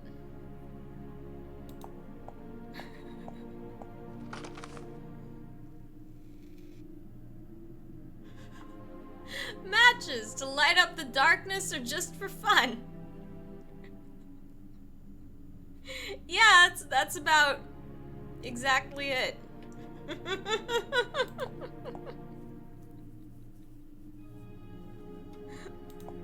What is up with the meat? You see the meat in the jar? What is this? Or is that supposed to be, like, I have no idea what that is supposed to be. I really don't. The meat thing is just, It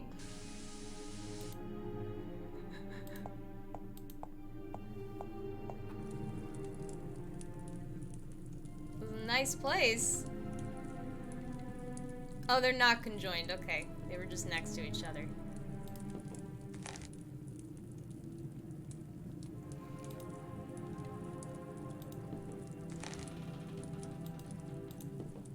They do look like twins, though.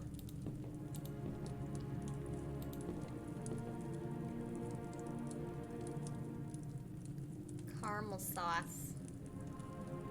I don't see no caramel sauce.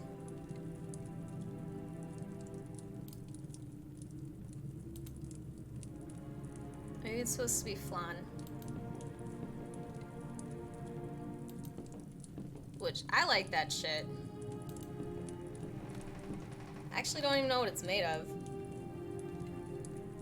I'm usually, like, down for pudding, though. And, like, fudge. And, like, goopy-ass desserts. I'm into that. For sure. Oh. That's creepy. Howdy.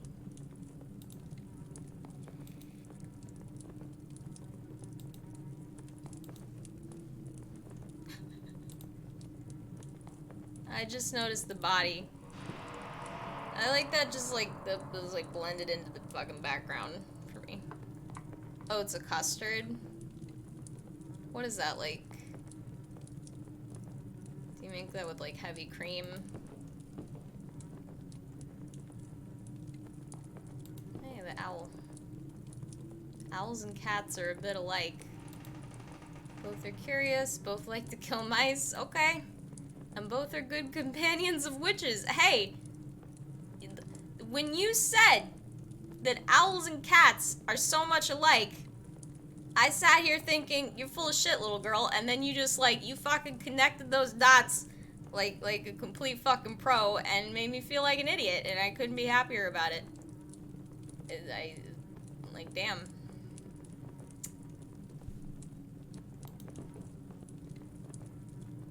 Do it?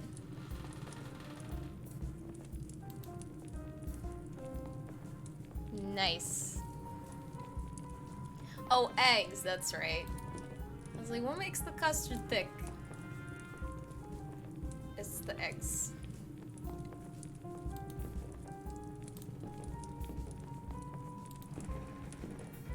It would be really hard for me to stop eating eggs.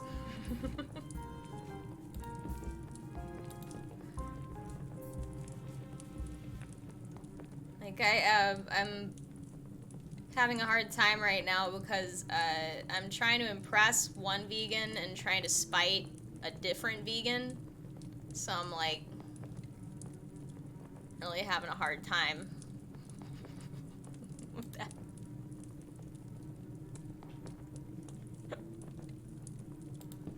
The thing is, I was already like reducing my meat intake before I started interacting with either of these people, so it's not like it's really impacting things much. I'm kind of just like, which it should be apparent at this point, I was not, like, I was raised eating whatever.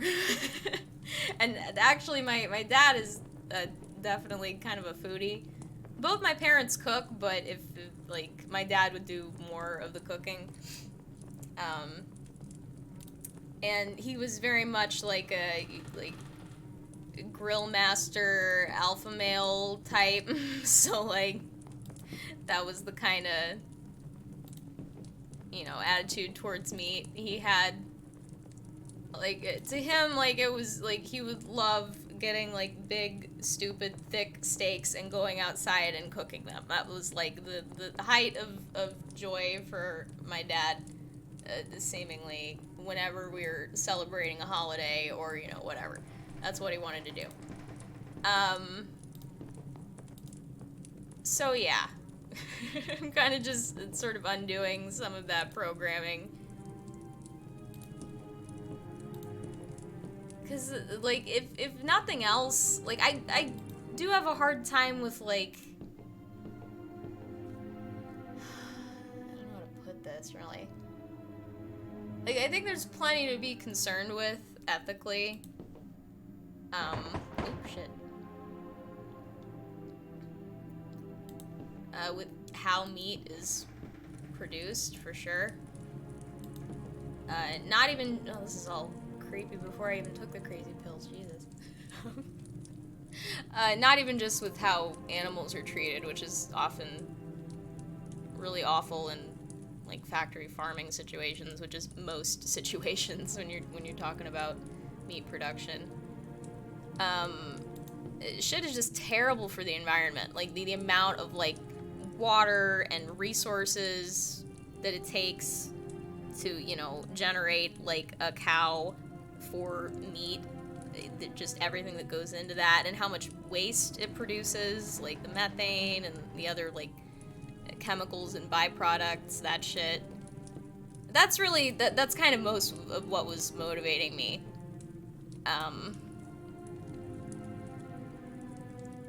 But why is my reflection not there? Is it working?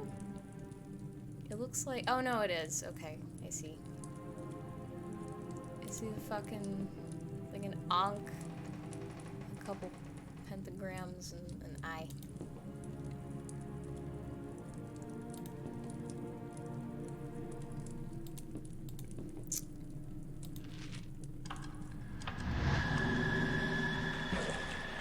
Oh.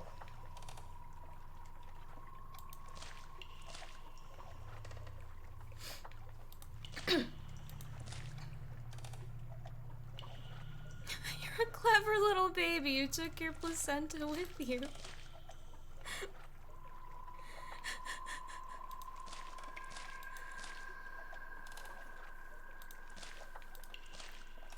Yeah, my husband comes from, like, farmers, basically. Like, you can trace his family back to German farmers that immigrated to the US. And a lot of his family still lives in South Dakota. Can I jump? Need a bridge?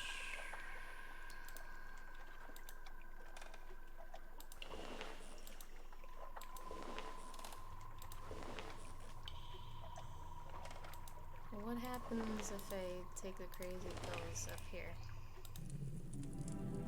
Oh. Well, fuck me, alright.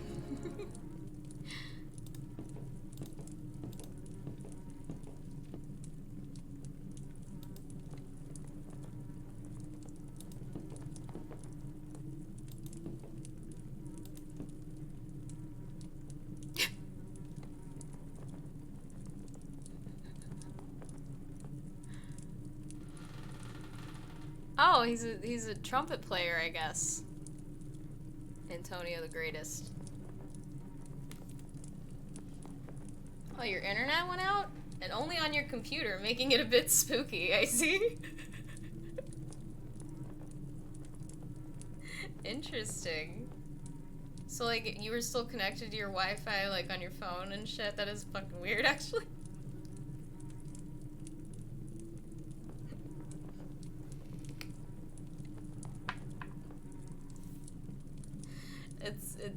Yeah, pretty much anything odd happening at 4 a.m. in the middle of October has the potential. Did I go up here? Oh, the stairs end up in a wall, I see. I don't think I did this in here yet.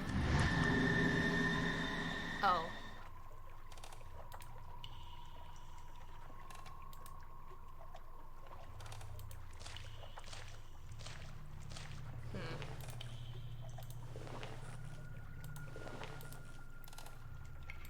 I feel like I got sidetracked. Oh, I was talking about food.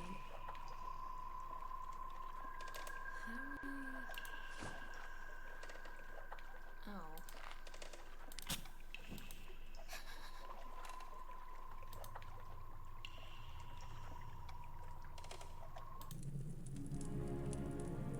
Look around a little more. Oh, cool. It has ashes inside. Oh, honey. God.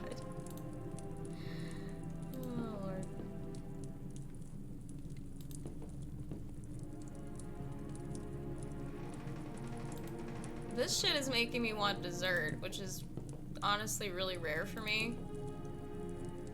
I very seldom crave sweets, especially like cakes and shit. But talking about flan, yeah, that made me want that shit.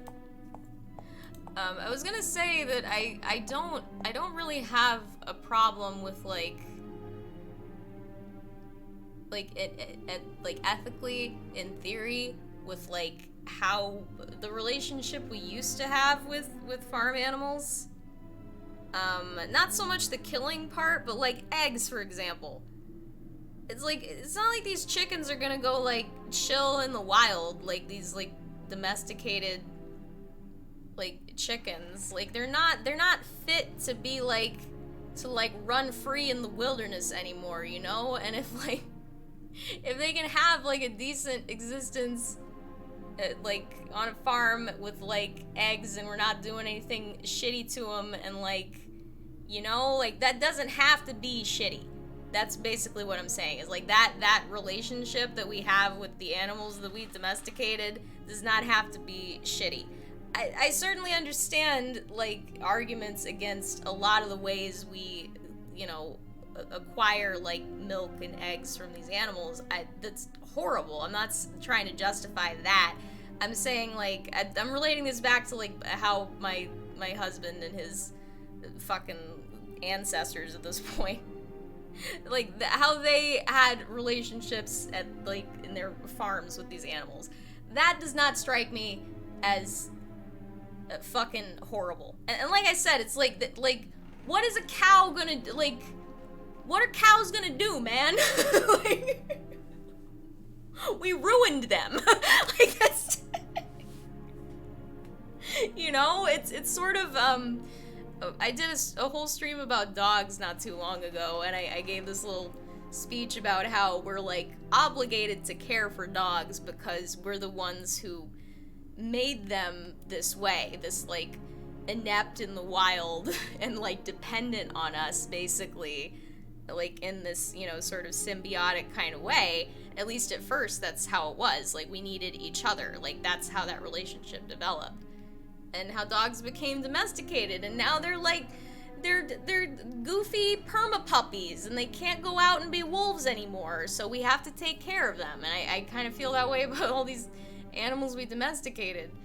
You know, granted, we like breed them and shit, that we don't need to be like doing all that, especially if we're not going to treat them right. But like I have a hard time being like upset in any ethical kind of way about people who are actually like treating domesticated, like, cows and chickens and shit correctly and getting, like, eggs and milk, for example. I get the whole, like, the killing animals thing. Obviously, I understand that. But, but all the animal products and, like, I don't know. I would just need to hear the argument on that. I'm open to hearing all of it. Like I said, I was, like, getting further towards eating less meat and shit before I was torn between two vegans, so I want to do better in a general sense, both for my health and for the environment, and just, like, ethically and shit. I care about animals. I would hope that's apparent. So, yeah. It's just, yeah, like I said, I've thought a lot about it, and, yeah, the domestication thing in particular is not something I've heard something about. Like, I've not heard, like, a take from a vegan on that, like, what they think about the animals that we domesticated and what we're supposed to do about that. Like, you know, like, the animals that we, like I said, we kind of ruined them for the wilderness. Like, they can't just, like, what in the fuck would a cow do, like, you just let that motherfucker off into the woods off of 75. Like, what is that? You know what I mean? Like, a coyote gonna eat that cow. Like, I don't know what to tell you. And, like, is that... That sounds like the PETA solution. Like, free all the domesticated animals into the wild for the coyotes. Let nature take its course. Veganism is fine, but y'all know PETA crazy, right? Like, I can't imagine any fucking vegan in their right mind is totally thrilled about how that organization represents that fucking lifestyle, like, at all.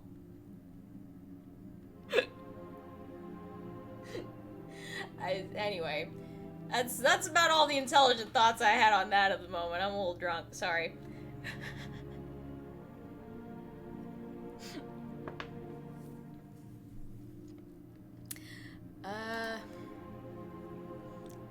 Did I take a pill in here yet? I don't think I did. It just keeps putting me back down here. Can I light this web on fire? What do y'all want from me?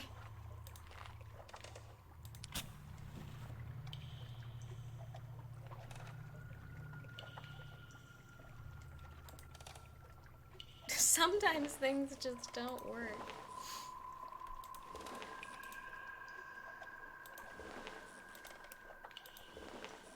Like, I think I could do being a vegetarian without getting too upset about it. There's a few things I would miss.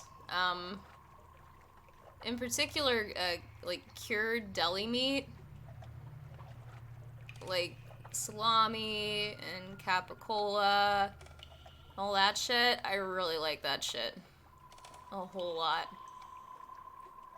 And bacon, of course. But honestly, you can keep bacon. Please let me keep salami. Like, seriously. You can crisp up salami and make basically bacon. It's just as good. Like, shit it's just better. So yeah, I would miss, like, a specific few deli meats, I guess. But, like, yeah, and I do like genuinely enjoy the meat that I do eat. And if I'm, like, cooking with meat, I try to make it, like, a special occasion. Like, I don't just, like, mindlessly consume meat. Which, you know, is an improvement, I guess, but it's still not ideal for anybody that's a vegetarian or a vegan, I suppose. I had a point in saying that, but I'm, like, too fucked up, and I forgot it.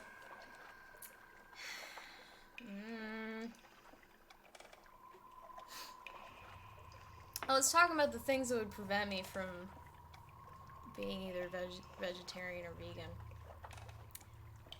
Yeah, like I said, like, I could really give up most meat. there. I'd have a hard time giving up fish, just because, like, fish are just dumb as hell. I'm sorry. If we're going by, like, sentience here, like how okay it is to kill something or not, we should definitely never be killing pigs, and honestly, I could be fucked to care about fish. I'm sorry. They're, like, basically bugs. Like, what do you want from me? Like, and it's also generally good for you to eat fish, so it's like, I don't really want to do any, like, ethical dietary things that are gonna shoot myself in the foot, like, health-wise, you know what I mean? Like, sorry, I'm an animal too, I'm trying to get by. So, like, yeah, somebody gonna have to give me the ethical argument on don't eat fish, cause, like, they dumb as hell. I'm sorry, like, I get that they're alive, but, like, so are bacteria. Do you wash your hands? Like, where's the line? Like, I'm sorry.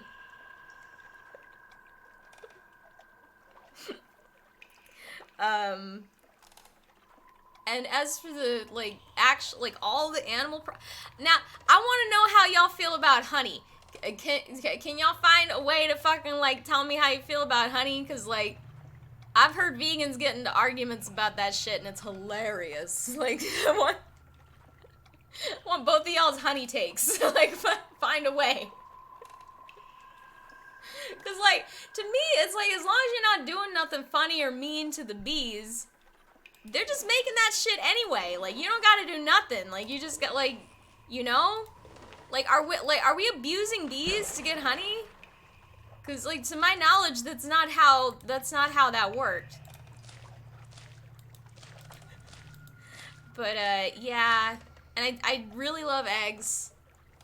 That'd be a tough one for me to give up. For sure.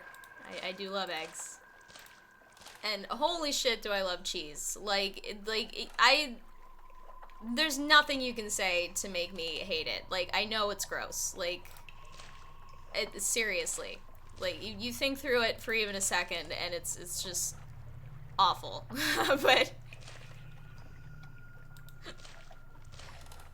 we do kind of abuse bees in general for industrial cultivation. Well, that's true, actually. Weren't fucking bees having a huge goddamn problem not too long ago because of a particular kind of, like, pesticide we were using? And then we, like, fortunately figured it out and they bounced back. So yeah, in terms of just us fucking with bees generally, that has definitely been a thing. Honey bear.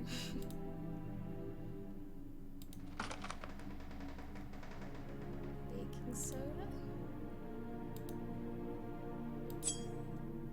Cool. It can be good to have you, yes. Take the knife. Spatula. It sounds like Dracula, but in a spa. I don't know why I love that. That's the idiom.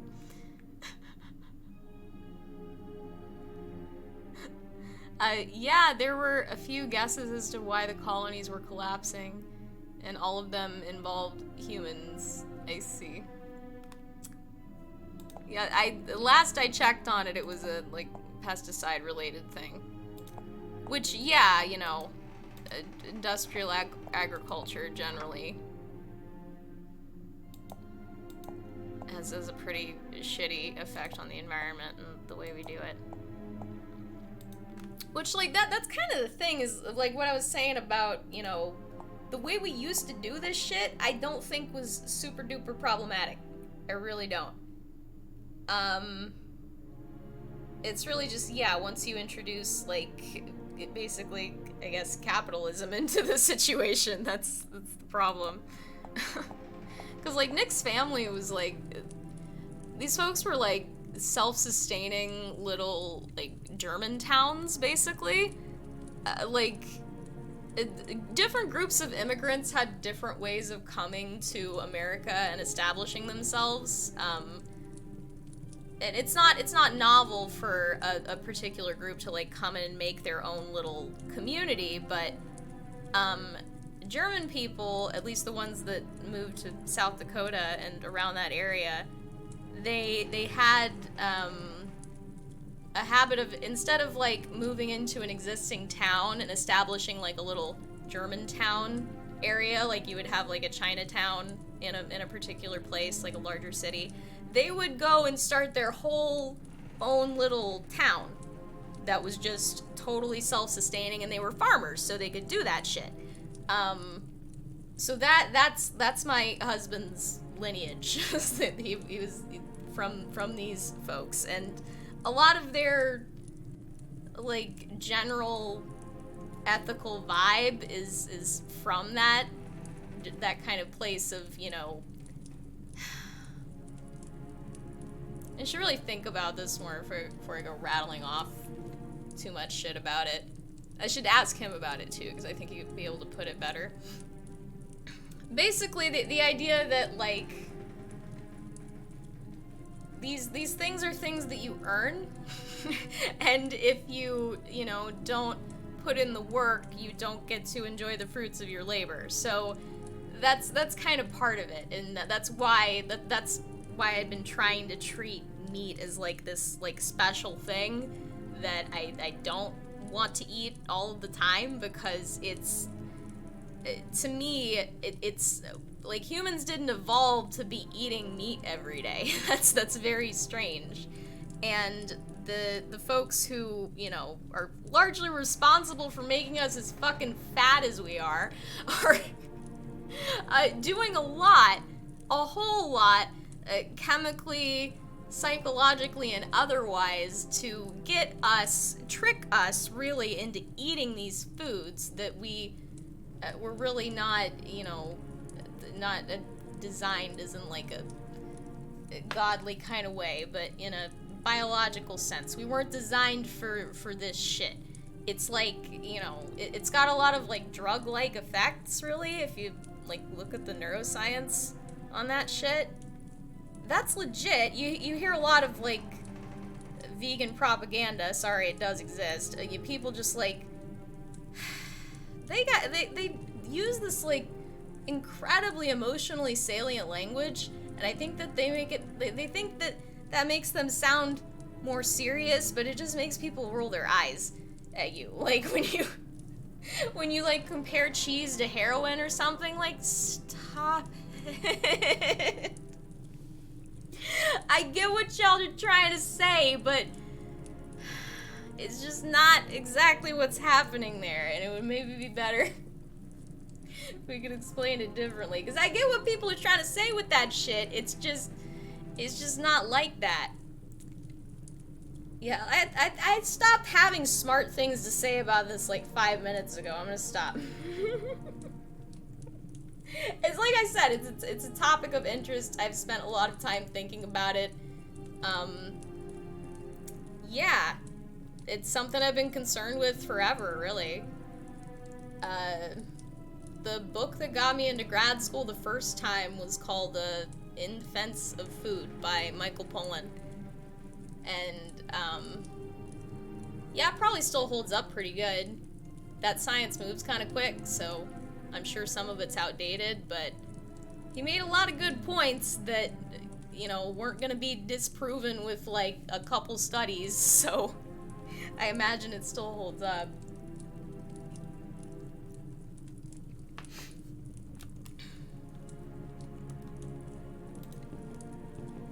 I'm looking for something I could use as, like, a bridge.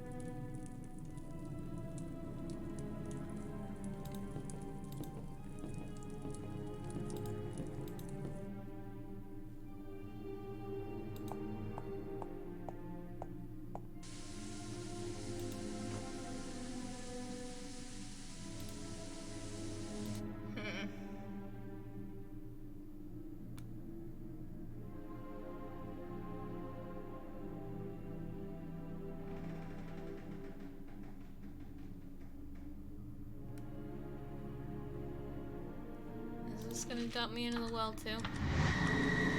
Yes.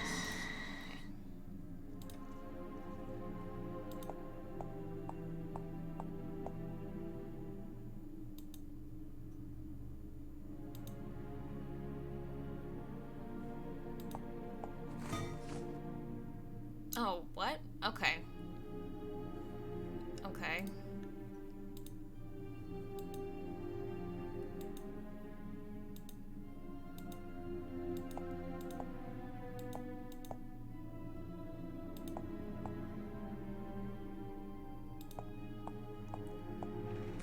Did I click on all this shit? Maybe it'll attack me. The pine cone.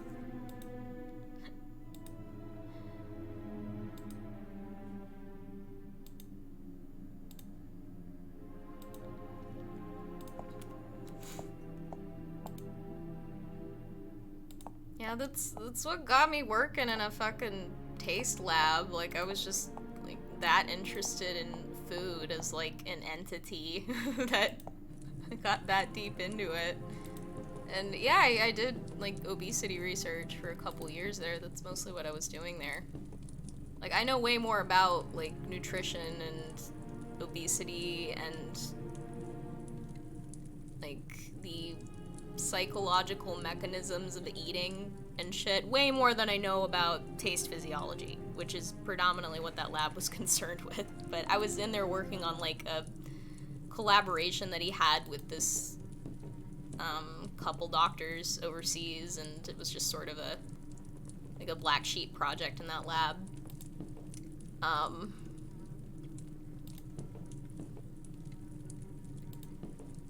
What can I do with this fucking cauldron?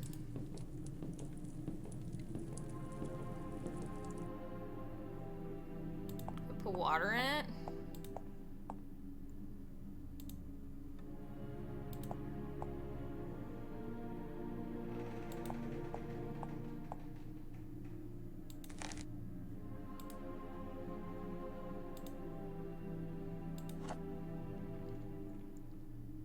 Salt? Okay.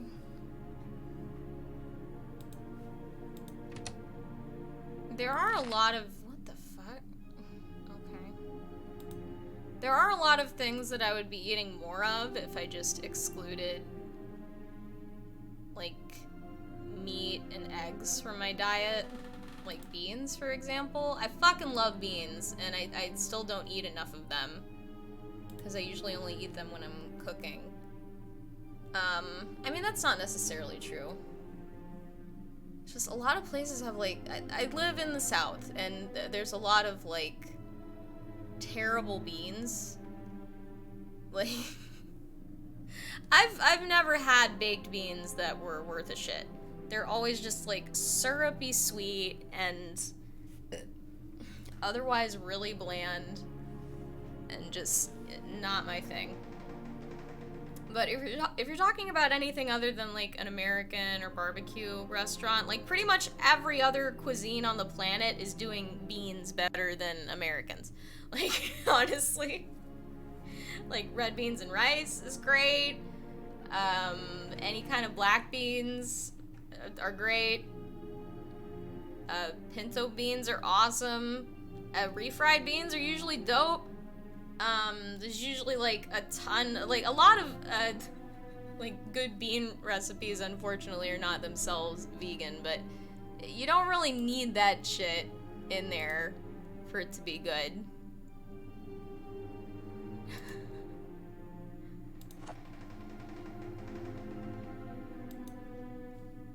I guess there are some, like, niche animal products that I would miss. Like, duck is really good.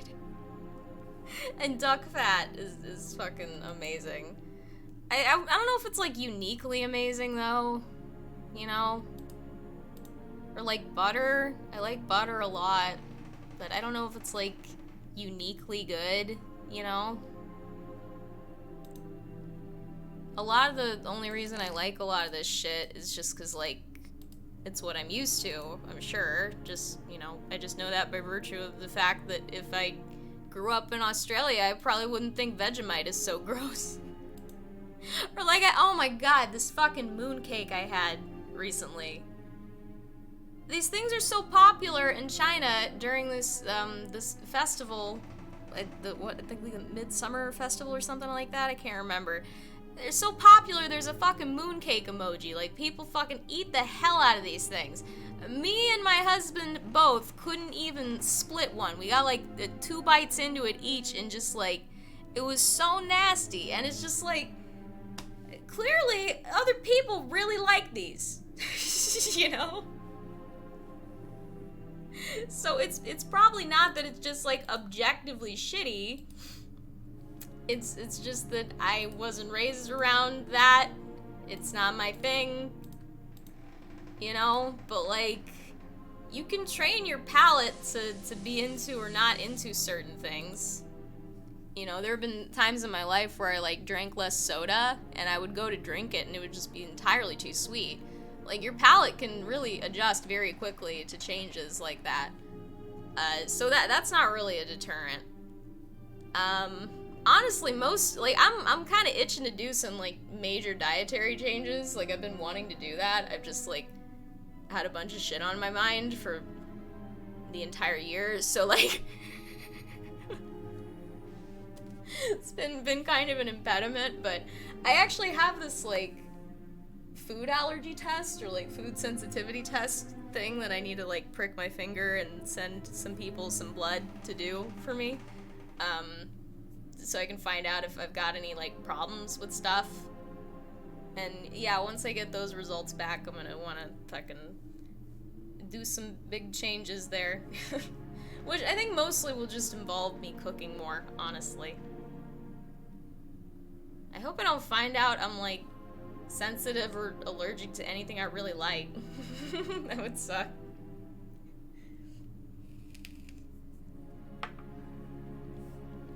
But at the same time, it's like, I would know if I was allergic to garlic by now. I would be dead.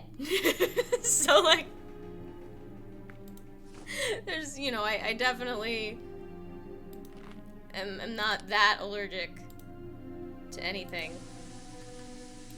that I like a lot.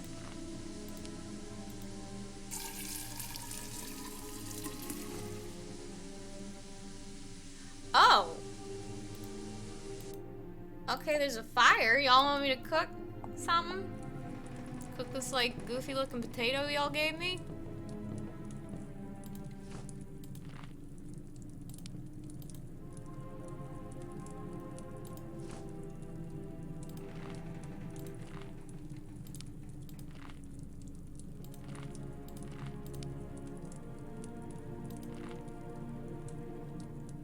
Oh, well, I tried to do that.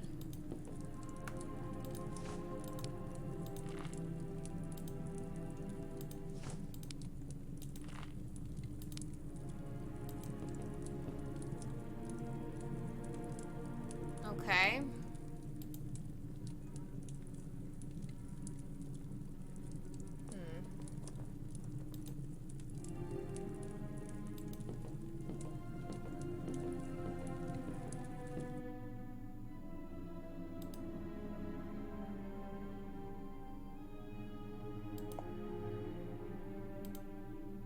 Poor trees. I just spent all this time ruminating about critters. Don't make me think about what we're doing in the damn trees.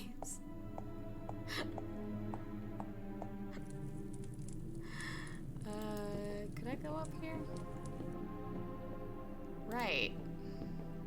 I'm not sure if I did this yet. No! God damn it. Right.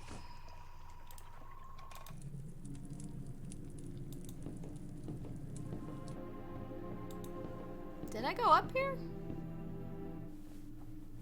No. Don't believe I did.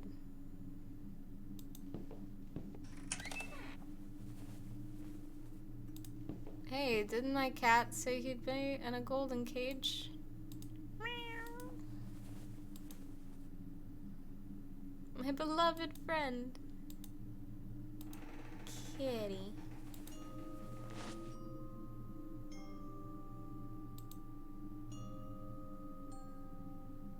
I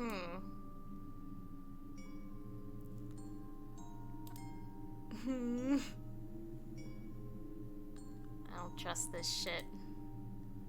After those people took you away in the woods, I tried to follow them.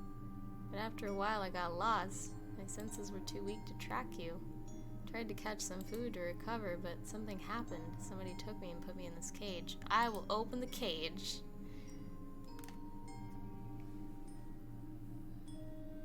It's gonna be fine, kitty. Sure. What is it?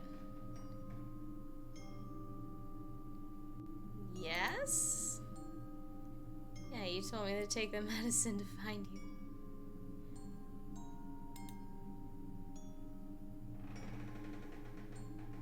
Yeah? Every time I had dreams about you, I felt the presence of something else. Really? What kind of presence? It wasn't human, but it was really peaceful and kind. It's magic. Did you hear that? What?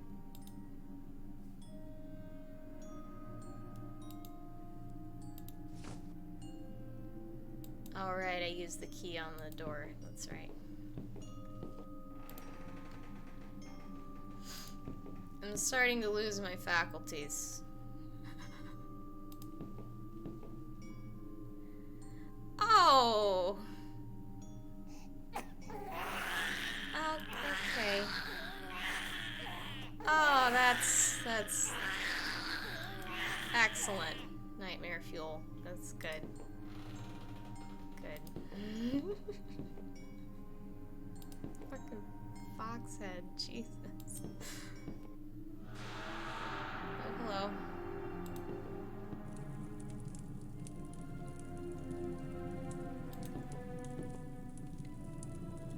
The perfume smells like teenagers. Oh, nice. Okay.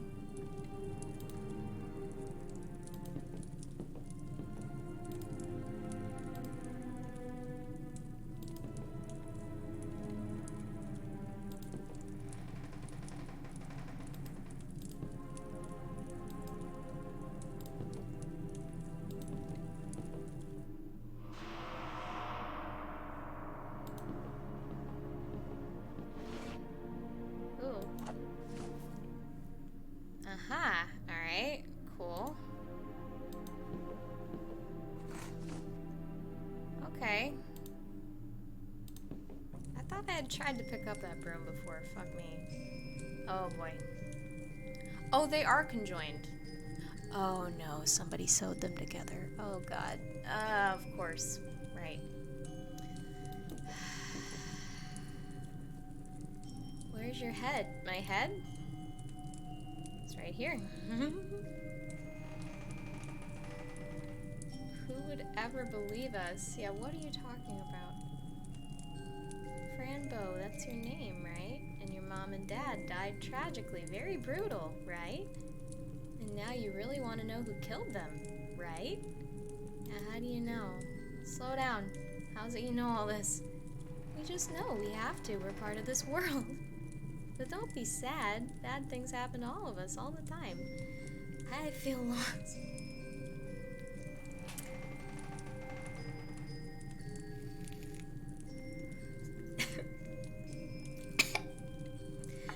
Excuse me. Don't wish for things that can't be done. Find solutions and answers. I feel that. Yeah, they're not coming back though. Drink some tea and eat some cake. It will make you feel better.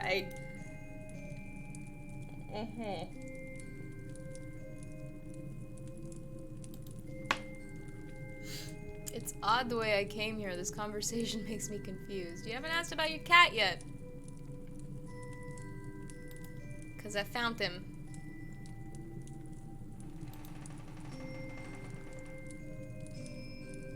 Shouldn't it be us trembling in fear of you? I love him. And that is why I'm here. I didn't mean to be rude to you. Do you want him back? Yes. He's my best kitty friend. Before we set him free, tell us, about how it is that you came here. It's a long story. I escaped from a place. A very ugly place. They opened the heads of children to find out what's wrong with them. Phil told me a secret, and I was clever enough to find the way out. And then I came into the woods and met a giant ant. And I killed a bug, and it was terrible. And then I met a rat who wanted to get his hair done. Then I made a door that took me here. But when I entered the door, something happened. I don't remember anything else. I saw a real pinecone family. They like berries.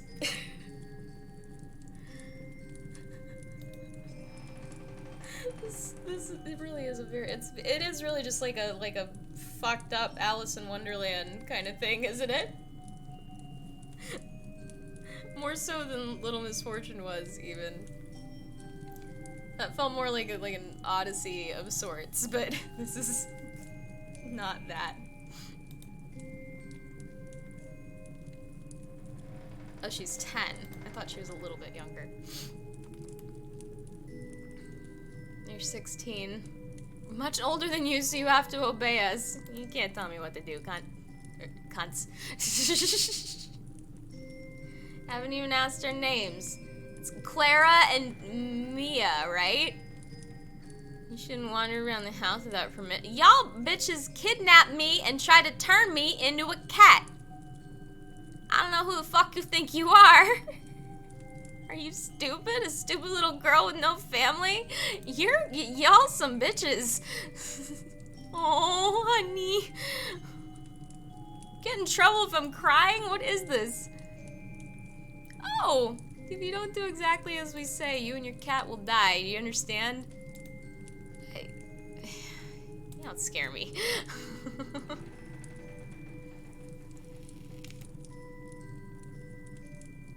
If you don't do what we ask for, bad things will happen to your cat. We'll force you to kill him with your own hands. Jesus. You're evil.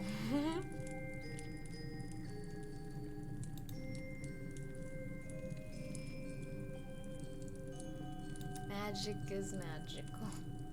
Who doesn't like magic? It's tremendous and dangerous, alright?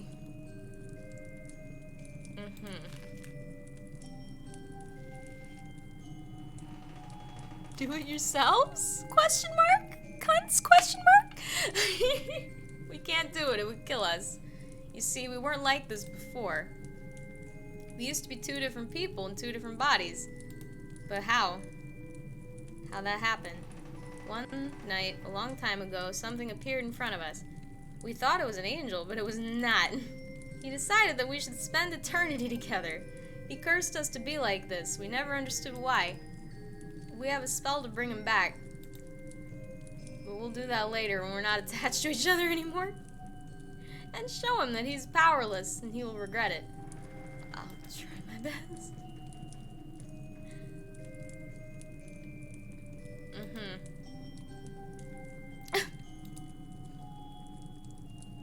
Oh, how nice.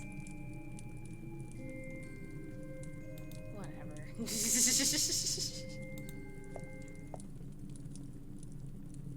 Yeah, I do. Can you imagine what can be opened with it? Can you, silly, silly girl?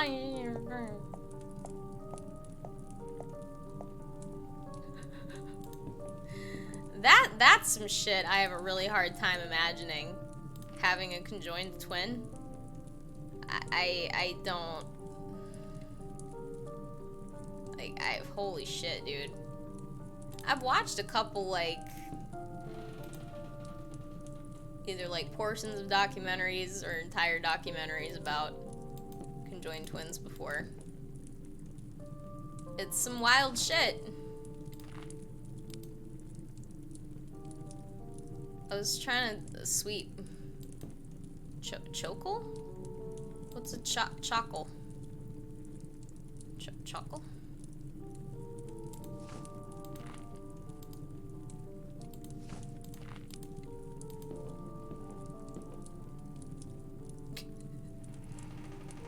Can I just...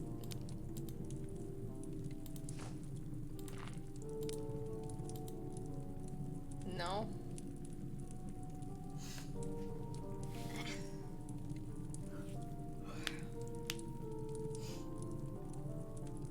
I'm pretty tired. I'm gonna assume the game just saved there. It's fucking late. I probably lost Alex. It's fucking very late. So, we shall call it a night. Appreciate y'all watching. Like I said, I was pretty well buzzed here. Almost. Well, I have a lovely song to send you away with. It's a lot sleepier than the stuff we were listening to. It's actually one of the only classical songs I can name off the top of my head. It's my contribution to the playlist. And it's a song you'll almost certainly recognize. I found a pretty arrangement with a piano and a violin, so that might be novel, but otherwise you should recognize it. Alright. Yeah, I'm pretty tired too. So, I mean, it is almost 5 in the morning, so. Alright. I'll be back either tomorrow or the next day to play more of this. I'm trying to get it done before I head out of town, and it looks like, looks like I'm about halfway through, maybe? So, yeah, I should be able to focus a little bit more next time. Won't be quite as inebriated, so. Anyway, good night.